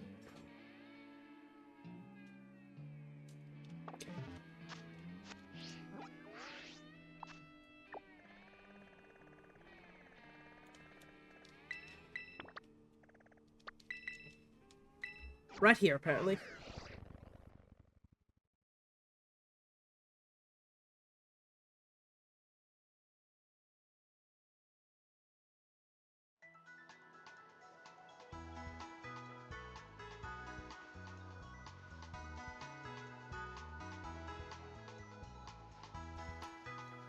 Okay. Oh, there's a moth in my room. Just a small one, though. Alright, once I get the sandwich started, I will explain what happened in D&D, because I know I said I was going to once I get the dice rolled, but I want to get the sandwich eaten. Hey, nice on the catch, Cryo. So I need a poison sandwich.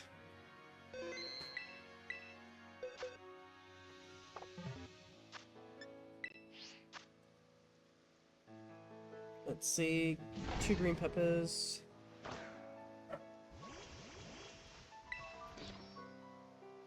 Yeah, we'll only have enough time to do this one sandwich. It's 2.5 hours. Oh, I ran out of green pepper. That's bad. Where can I go buy some more? Alright, well, story time now. Whilst we go and buy ingredients. So, our last encounter we had was, we had to do a hunt, I believe. We were moving to our next town after a bit of complications, and when we got to this, before we got to this next town, we saw a guy running through the forest with complete panic on his face, and we're like, hey, are you alright? What's going on here? Because, you know. And he basically was like, me and my friends, we were hunting, as he had like a fox in a cage or something like that. We were hunting for like game for the winter, never-ending winter that was here. And a giant, like a ogre of some sort, it ambushed his friends, and he was the only one who managed to run out of the location. And we were like, oh, which way did it go? We can probably go and see if any of your friends are still okay, which he doubted, but we decided to go and investigate. It was Shrek, yeah. But, we're like, we'll go and investigate this situation, head over, and maybe try and get some of your stuff back, because I think some of the stuff might have got stolen.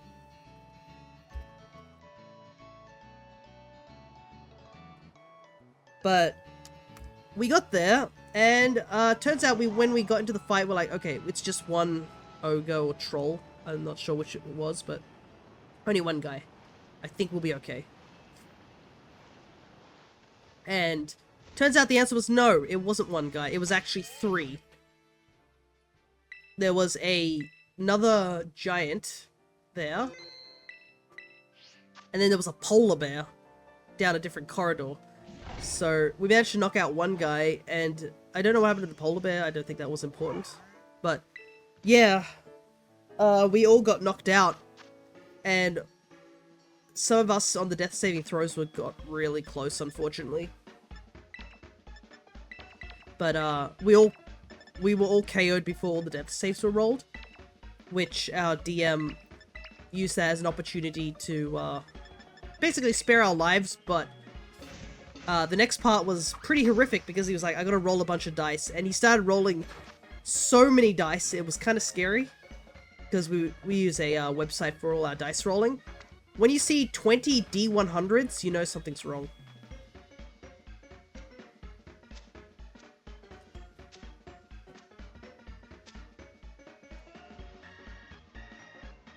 But we're all just sitting there in silence, because we obviously don't know what's happening. We don't even know if we're dead or alive, because we all got KO'd. One of our party members tried to flee, but he got double tapped. The issue was that the one of the ogre we were fighting could do a double attack, and we're at level 2. We're not that high level. This is supposed to be beginning of the game, and we hadn't leveled up. If we got out of it, like, our DM told us that this situation is totally winnable, and we almost had it, but we just rolled so atrociously during that fight that we just couldn't make up the ground for it.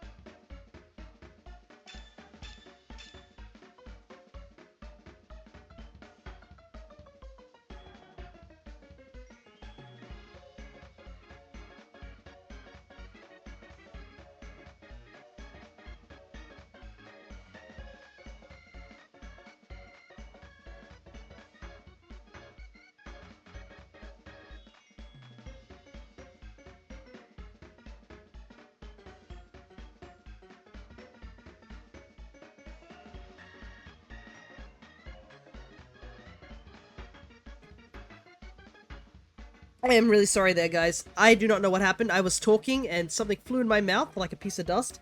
and that triggered a whole 30 seconds of coughing, and it's still going. So, whew, I think I'm okay. Just, man, that was rough.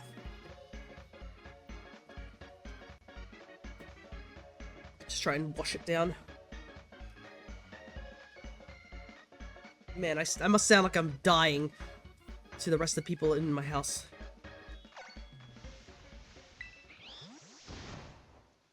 Alright. Strudel. Purple eyes. That's it. It was the moth? Maybe.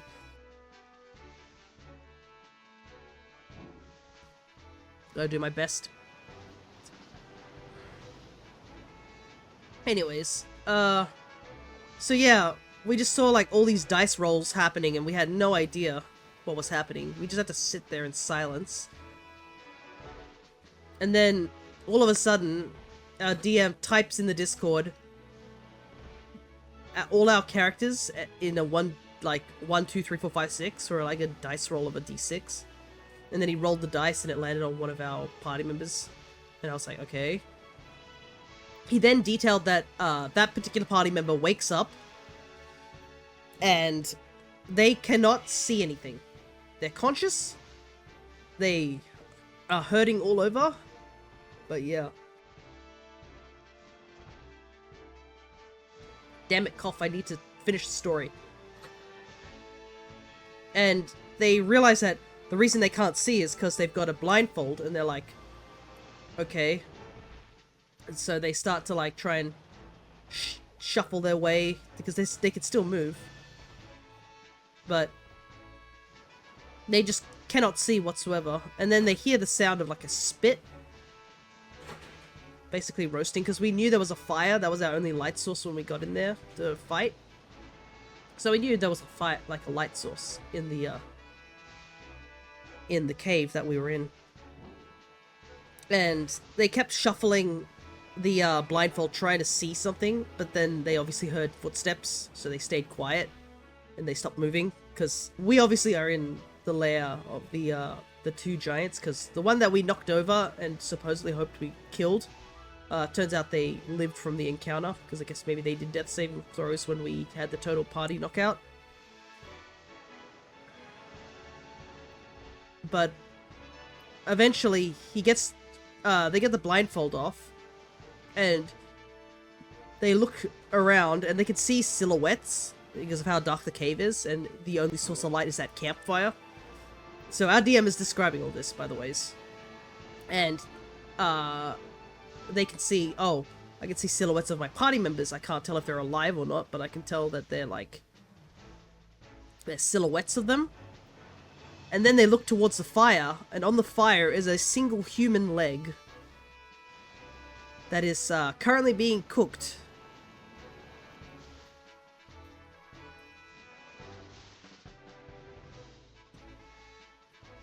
And then other party members start waking up.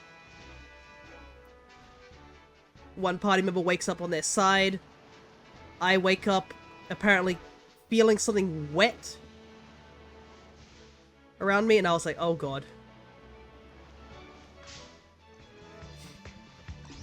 And then our druid, he wakes up, and he wakes up and is described that he is in excruciating pain. And we all knew at that point what had happened. And he is, I think, we don't know at this point, but yeah, above table we had found out that his entire leg, one of his legs were entirely removed. Not like a knee sort of thing, it was like all the way up to the hip sort of thing, like, or as far as the leg can be removed. And that's what they were getting ready, because apparently one of our players heard one of the giants talking in, I don't know, a language that only they knew, that apparently the second giant was only there because they were on a date night. So, you talking about the leg? Hey, Shawnee, yes, we're talking about the leg. I am... Yeah, fresh druid leg. This is I guess this is like what I'm remembering at least, so you can fill us in if I miss anything. But yeah, and then the party member, Sam, we'll call him, our druid, he was lying, I think, slightly high. Were you scared when you said there was wet blood? Oh yeah, I was like, ready to accept. Like, you know, I went through the stages of grief. I was alright, like, alright. I'm alive, but I've lost a leg, like, understandable. It would suck, especially for a rogue, but I'm still alive, I guess. Is that a shiny Pikachu? No, it's just the lighting. Double checking. But, yeah, so our druid, I think he was piled onto something. Yeah, soft TPK. And he accidentally rolled a little. And when he rolled, he landed a bit further down to the ground, and obviously being in excruciating pain as he is, missing a leg, he let out a muffled cry of pain. And that unfortunately alerted the two giants that he was still alive. So one of the giants picked up his club, walked over to him, and just slammed it down on top of him. And from our perspective, we literally heard nothing. This is also unfortunate that we're talking about this situation. I found the shiny. That's going to be very concerning for everyone else who's gonna be watching the clip, the highlight after this. In D&D. Alright. Let's get the shiny.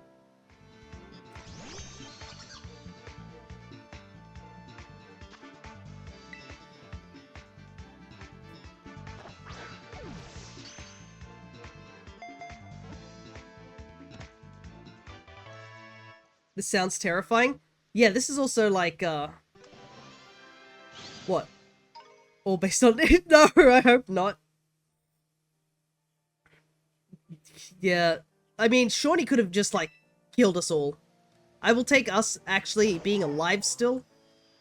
I honestly also thought that our druid was dead after that attack, considering he just got walloped and we heard nothing after that. Turns out he was still alive, just doing death saving throws, but we managed to stabilize him. But yeah, yeah, my friend was brutally murdered. Oh, a shiny. Yeah, pretty much. Poison type. But yeah, not great to say the least. Yeah, the surviving part is definitely the bit that I honestly wasn't expecting. Let's go over to... Because we still have Poison Sandwich, I might go over here and hunt for Grimer. But, I have no idea how your other D&D group would go for me as a DM. Well, I actually typed up the story. And, I told General over there, like, oh, what happened? And a good chunk of them freaked out, but, yeah, one of them was like, yeah, no. They were like, wouldn't have gone well. I mean, at least we all lived. After the two giants left after eating the leg, we managed to at least get our druid stabilized to a point where we could move him. And we had to make a quick but like hasty escape. I think the bit that kind of sucks for all of us is that the giants basically stripped us of all our weapons and stuff and our inventory. So we lost all our inventory escaping. Which is rather unfortunate. Actions have consequences. Yeah, lost the fight, limited food, survival baby. Yeah, pretty much. I honestly expected for all of us to die, and I was like, that's rough, because I'd had to make a new character. But at least being given the chance is okay, but yeah, losing all our equipment's probably the bit that hits the hardest. Because, one, that's all our weapons. Two, if anyone had any special items, that's all gone. Three, I don't know if we have our gold. I believe, one of the players mentioned that if it was in our pocket, we should be fine. But, yeah. It makes for a memorable story. Oh, yeah. Like...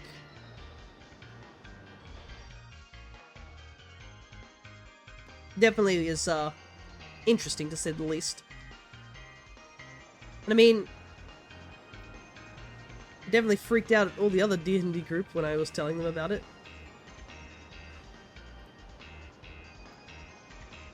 But one of our players, he's more new to D&D, and he was, was it Cam? Yeah, he was, I felt kind of bad for him. He was freaking out. Like, he's, relatively new to D&D, so I guess he hasn't experienced any of those type of things. I have been part of a campaign that everybody died, so it's something from a nightmare. It's amazing. Oh, yeah. I mean, the setting we're in is pretty bleak. Basically, we're in a world where it's been a never-ending winter for, like, several years. So a bunch of different, like, towns and stuff are basically scraping by to get food, to get resources, and it's obviously gone to points where people are making, like, doing dealings, trying to hunt for more things, have to turn to, like, not the greatest things, like sacrifices, and trying to appease offerings to gods, hoping that the god that is responsible for winter will give some mercy.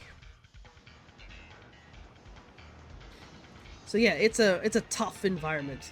Like, if you've if any of you guys have been following the Ravnica storyline that we're doing, it's sort of like that, but I feel like it's a bit more hardcore, because thankfully our DM on that side is being, I don't know if they're being a little bit generous, but we haven't been put in a situation where we've had any, like, super close deaths, which is okay, at least.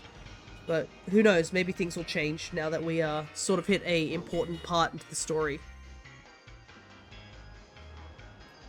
Because it has been a while since we've done Ravnica, but we've, I believe the cliffhanger was that there was a massive earthquake that took down a giant building in the sky. So our characters are going to have to fight the ramifications of that situation. Plus, we only got, I think, halfway through our free time event, which I believe is us doing a, what is it? It was like 2 weeks or 1 week? Hey, there we go! And I needed this guy too. That's why I came here on the poison sandwich.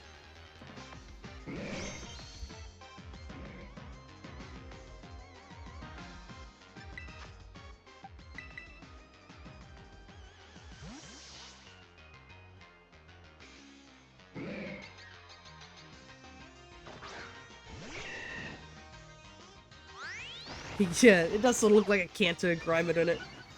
At least when he becomes Muck, it's a little bit more noticeable. He's got teeth. You've never seen that shiny? Yeah, this is the Alolan Muck and Grimer line. So there's regular Muck. We'll be evolving this one because I need Muck. I already have Grimer. We actually caught this the other Grimer during our shiny hunting month.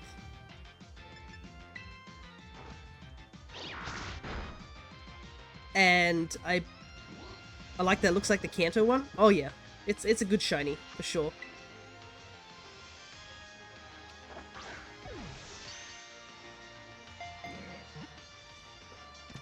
But yeah, we caught I believe we caught a shiny Grimer on our best sandwich we got in the shiny hunting month, which was a poison sandwich, which I believe we caught 5 shinies with.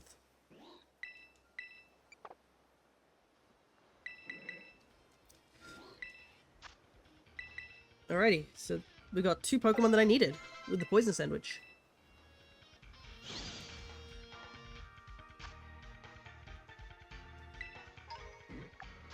And we still have 16 minutes too. Let's see. Is there any other poison types I can go for? Because I don't know. I guess Toxel. I mean, we could try again with Toxel.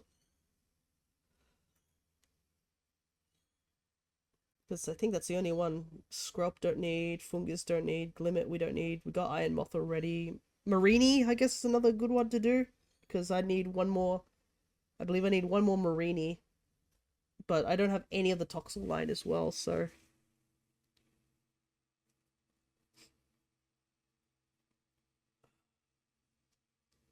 Don't need Salander, do not need Varoom. I think I will do Marini, just because it's a very easy shiny to see. So I don't have to strain my eyes for the final hunt here. But yeah, it's a good shiny Grimer, so we got that done. Marini's also another really good shiny. We'll be evolving this Grimer.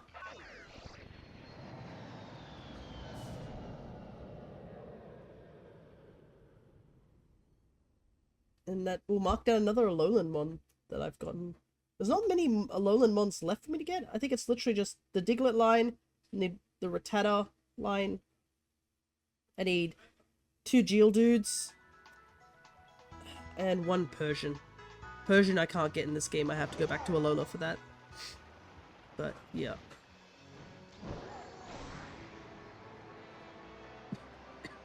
Marini's... Oh, God, that came out bad. It was me trying to talk and cough at the same time. Oh my goodness. Marini's definitely better to hunt here than in Alola, due to how rare it is in Alola.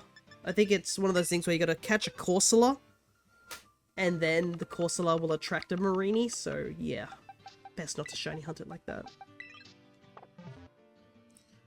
But I have to say, pretty successful short stream. We got 3 of the Pokemon that we needed. Wait, what? For Marini, isn't it that Marini only shows up if you're SOSing with Corsola? Because in canon, the Marini eat Corsola. It's supposed to be based off a starfish, I believe. Didn't know that. Yeah, there's a couple of those type of weird SOSs where a different Pokemon shows up. But in lore, Marini are supposed to be based on a particular prickly starfish that eat coral, and Corsola is a coral, so if you're doing an SOS with Corsola, occasionally a Marini might spawn. It's a very low chance, but I don't think the Marini can call other Marini, so it's much easier to do the hunt here. And plus, Marini's a very noticeable shiny. Regardless, us catching, what, 3 Pokemon that I needed today, in this, like, what, 2.5 hour stream, I would say that's a success. Despite me dying in the background from this cough. And me dying in D&D. Though, the DM, who is not here at the moment, he did mention that we now have 2 options, because we managed to get out of there. But the problem is that our Druid Sam now has a walking speed of like 15, and that's assisted as well. Because he doesn't have a leg now. And it costs like 100 gold just to get a new leg, if of a decent quality. So we're we don't have money anymore. Or at least if we had it in our pockets, I think it's okay, but yeah, we don't have any resources. And yeah, I'm completely weaponless, and I have a -1 to strength, so I can't even use unarmed strikes. I lost my sword, I lost my bow, I lost my dagger. So the DM was like, you can theoretically go back and, like, challenge the battle again. Obviously there would be consequences if we lose again. Just give him a crutch for now. That is true, but we also are in a world where it's like constant snow and ice, so I don't know how well a crutch will be in a world where everything is like a 60% chance to slip.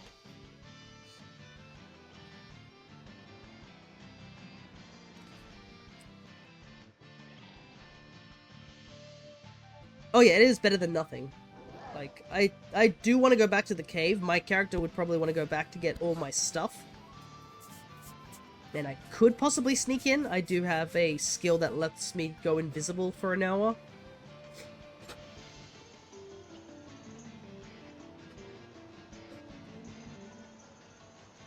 But, yeah. Eat the leg, or grow back. The leg's already been eaten, so that's not happening. I think it's made worse because everybody's got secrets in this game. That's another thing that makes this campaign really interesting, is that before we started, when we got our characters all sorted and everything like that, our DM rolled some dice, and he gave us 2 options for secrets, and they hate SpongeBob, yeah. And so 3 of our party has their secrets revealed. One of them turned out he was an intellect devourer, so he's basically a brain with legs, and he hijacks people's bodies to survive. We found that out the hard way when one of our party member died in a battle or got knocked out, and we had to flee. And then his little brain body showed up and was like, "Yeah, it's me." You don't know, might be part sponge. Of all the people who's probably not part sponge, probably not the druid, because his secret was he has a weird looking tablet that flashes. And it turns out the tablet that he has, it's actually a phone. So he has a mobile phone, and he is in contact with a friend as well. So my thoughts lightly is that he might be an isekai protagonist, or he might not be from our world. But yeah, I think I've heard this plot before, yeah. He's just got a mobile phone, but the funny thing is that everyone above table is sort of like freaking out about it. But in-game, no one can do a thing because mobile phones don't exist in our world. Yeah, he's got a Sheikah Slate, essentially. But it's running out of battery. Is his friend God? No, I think his friend is just another dude who's also trapped in this world, and they've been trying to get in contact with each other and find each other. But we don't know that because obviously he has been pretty secretive about his friend. And the phone has run out of battery. So we sort of know where his friend's last location is, but that's another reason why I didn't want to let him die, is because, like, if he dies, then, yeah, his friend will never know what happened to him. Which is pretty depressing to think of. So, yeah, that's his secret. The third secret actually got revealed during the campaign we did on last Tuesday, after we all got knocked out and all our stuff was taken. As we were trying to escape the cave, this thing came flying out of someone's bag. One of our players' bag. He has a baby beholder, I believe it's called. It's like that floating eyeball with tiny little eyeballs, like almost like a Medusa head looking thing. I believe that's what it's called, a beholder. Regardless, it's a floating creature, and apparently he's just had it in his luggage this entire time, and it addresses him as Dad. So yeah, he has a baby beholder, which is his son, I guess. And he's just been keeping that secret for, like, the entire 2 weeks our characters have been together. Wait, what happened to the baby? He is a beholder. It's a floating eyeball creature. I think that's what it's called. Unfortunately, our DM is not here, so I can't... I know he's put a picture, but I can't really show the picture here.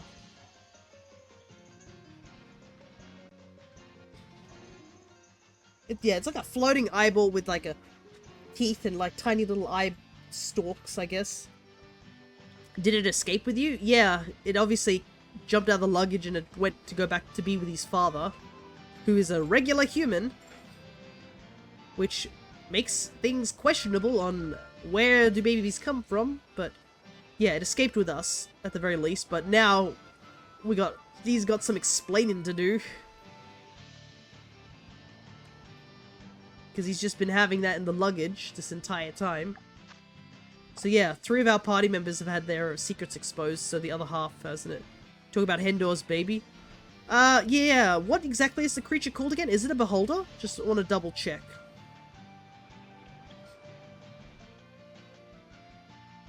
A gazer, okay. Beholder is something else, I guess. I just heard... Essentially a baby beholder. Ah, okay, gotcha. So I did hear right about the beholder, so... Yeah. So, it either means he's got a wife, or like a girlfriend who is a beholder. That's... Or he's adopted it. I'm kind of hoping for the latter, but who knows.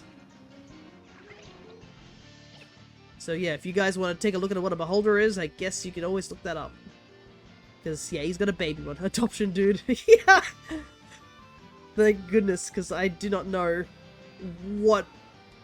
I don't want to know if it was, like, an actual, like, parent lineage or anything like that. But yeah, I think that's 3 players who've had secrets revealed. Obviously, I can't say my secret on stream here. Because, surprisingly, it is a secret.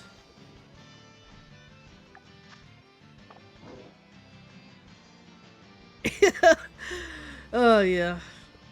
It's gonna be... I think everybody's secrets have been interesting, at least. How would the former even work? I don't... That's what I'm saying! I don't want to find out if the former is the answer. That is something that I'm sure fanfic writers can decipher, but I'm not gonna. Yours could split the party morally? Yeah, it really could. And the problem is that I don't have any clue when that secret's going to happen as well, so... Because my character's not aware of the secret.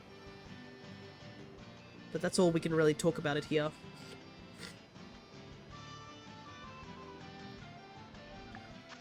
And I believe that leaves 2 players whose secrets are.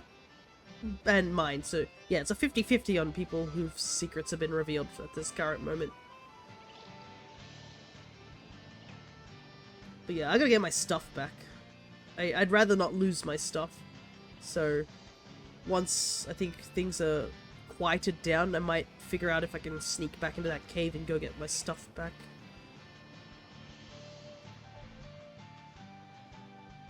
But I guess I have to find out with the rest of the party members too. Kinda wish I had enough strength I could just haul everybody's stuff into a giant bag and run out of there like the Grinch almost. But yeah, we gotta focus on getting our druid back on his literal feet. Because he is not doing well. And yeah, I assume they've just stored our stuff in the back. I guess we can ask that little baby beholder creature, question mark. It wasn't our Hender's luggage, so maybe all our stuff got dumped in that similar location. Yeah, D&D is going to be interesting, that's for sure, once we get back to it. Hopefully I will be less sick when that happens, because my goodness, the coughing has been so annoying. Peg leg. Yeah, I know somebody suggested a peg leg, but I was like, is a peg leg going to work on ice? But we definitely need to get him some mode of transportation, because if we don't, it's going to make traversing the world so much harder, because like trips already take like several days to get from place A to place B without a leg missing.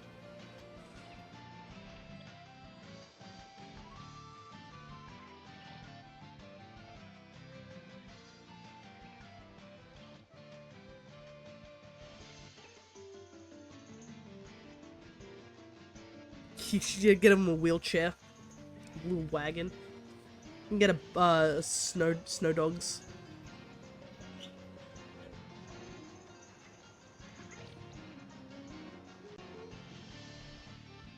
That could work. It could. It'd at least make travel a lot better. Like, even if we do get him a replacement leg, if it's still, like... I'm keen to see how you guys go after Cam ran away. Yeah, my character's not terribly pleased about that. I'll explain. I've got 4 minutes to explain it before we end stream, because this is going to be a short stream. One of our players was hobbling Sam, our druid, and I think they got struck by some sort of weapon. I think it might have been a spear or something like that, and the giant basically was like, leave him here, or like, I'll kill you guys both, sort of thing. They wanted... And our character, who we're talking about being Cam, his character weighed the options and then just dropped Sam and fled. And kind of left him on the ground in pain. Because I don't know if he was fully conscious at that time when he, they were running.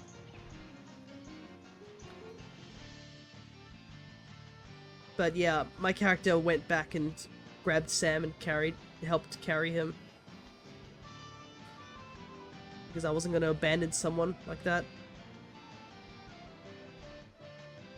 Peg leg costs 5G, give him 15 feet of movement. Man, 15 feet of movement is still rough. Climbing is also disadvantaged. And then prosthetic limb is 100G, but he would have all his movement back. I assume the prosthetic leg also means that he has climbing back to neutral as well. No disadvantage on the climbing. Yep. It's just like that one gif, have you seen the rock climber where he's just climbing a rock and his leg comes off? Is that what happens if he rolls like a nat 1, his leg just falls off? That would be funny. He'll have a knee joint, essentially. Ah, true, yeah.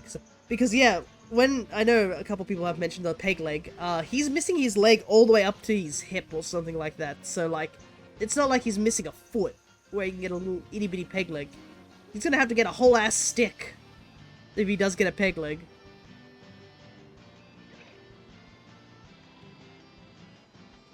So, hopefully we can scrounge up the money, but that's another reason I want to go back to the cave and get our stuff back.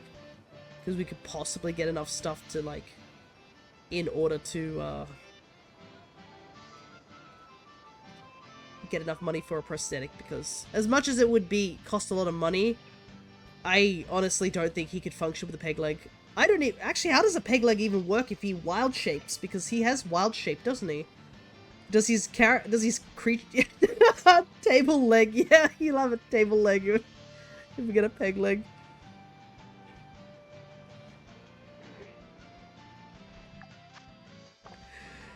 But like, I'm wondering if he wild shape, if he's like animal forms, will just have a peg leg. That would be funny. But Drew shifts all items they are holding shifts with him. Okay, so theoretically he... Wait, hold up.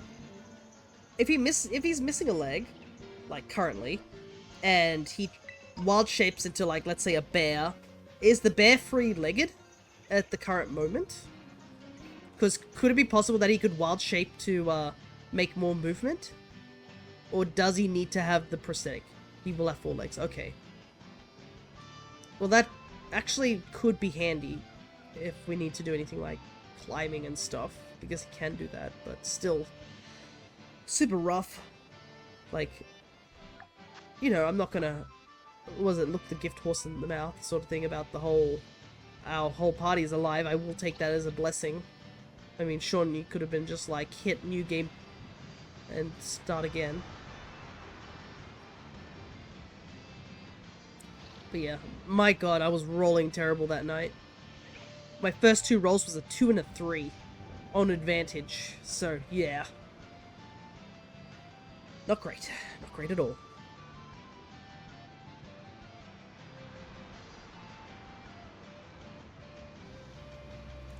I feel like I could have done a lot better too if I'd just gone invisible, but like... Maybe that could have gotten me out of that situation without getting KO'd, but at the same time, like... I would have been put in the dilemma of what to do. Because I'm a rogue, I don't have healing properties. It's not like I could just healing word or cast like cure wounds or anything like that. And 1v1ing the giant is just not an option.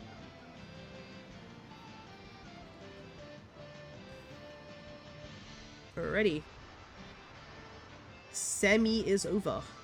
Alright, let's go to a slightly nicer area where it's not raining.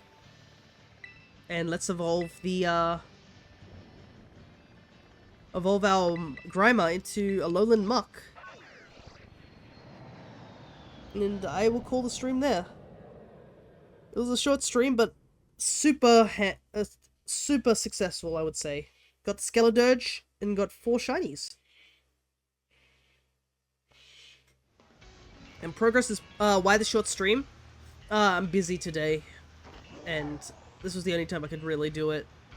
Plus, my coughing is being really bad, just like, it's been non-stop. It's raining here too.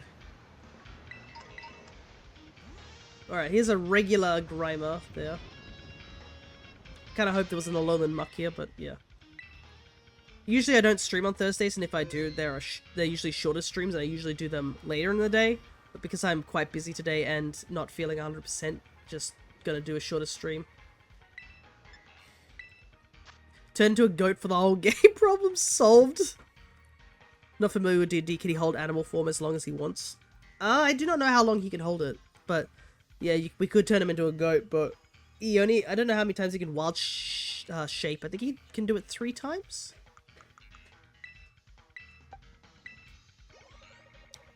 It's a consumable, yeah.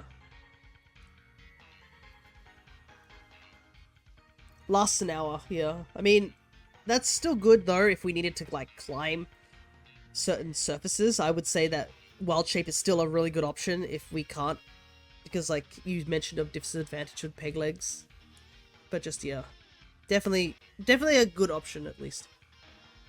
And yeah, I guess an issue is the traveling for multiple days is another issue. But for short distance climbing, definitely a good idea. His leg's gonna slow him down regardless, yeah.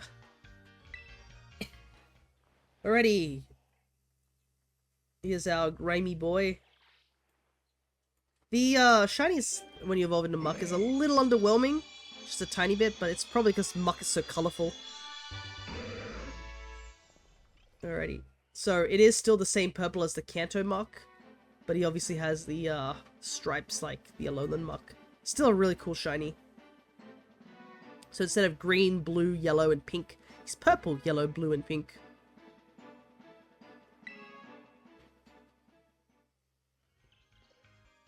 As you can see in the icon down there. Yeah, look at that. Five shinies? Yeah, 5 shinies. We did get an extra Knackley that we don't need, but that's okay. But we did get 3 of the shinies that we needed for the Paldean Dex. And one of them was a pretty difficult one, which was been the Tadbulb. So I'm glad to get that out of the way. Still cannot get Clorf to save my life. Hopefully we'll get it eventually. But yeah, I don't think anyone's gonna be... I'm not gonna be racing to go get that Mousehold anytime soon, but... looks like, yeah, Crescent is going to be not streaming today. Because they're a little tired from yesterday's... Because they had a day off and they did a big 5-hour art stream. But, I guess you can go check them out, considering we'll be doing one more D&D session for the Curious Hollows, I believe. It will start in the finale, so, I mean, we could say it's 1, we could say it's 3, because, you know, who knows how long it will take. But, regardless, I guess we'll be getting back into Ravnica at some point soon, too. That'll be interesting. But yeah, hopefully we'll have some interesting stories for next D&D session when we're going to figure out what we're going to do about our druid friend who's missing a leg and us missing all our inventory. At least I believe Shawnee said we're going to be leveling up soon, so who knows, maybe getting that 1 extra level will give us a bit of better advantage. Maybe someone will be missing an arm in Ravnica, maybe. There was a big earthquake, and we're still halfway through the free time event before we go back to our next location, and the next location seems to be very important to my character, or like, might be... Well, I don't know if it'll be important, but it looks like my character is there. Please level up Rikia. Oh, have I not leveled him up yet, or do I need to level him up now before next session? I do want to level up. Goodness, I want to do stuff. Should be 3. Alright, I'll do level up that after stream. Because that shouldn't take too long. But regardless, I shall be going. So, hopefully I will be a lot less miserably sick next stream, which will be Saturday, where we're going to do some more Dragon Quest 3. So, until next time, take care everybody.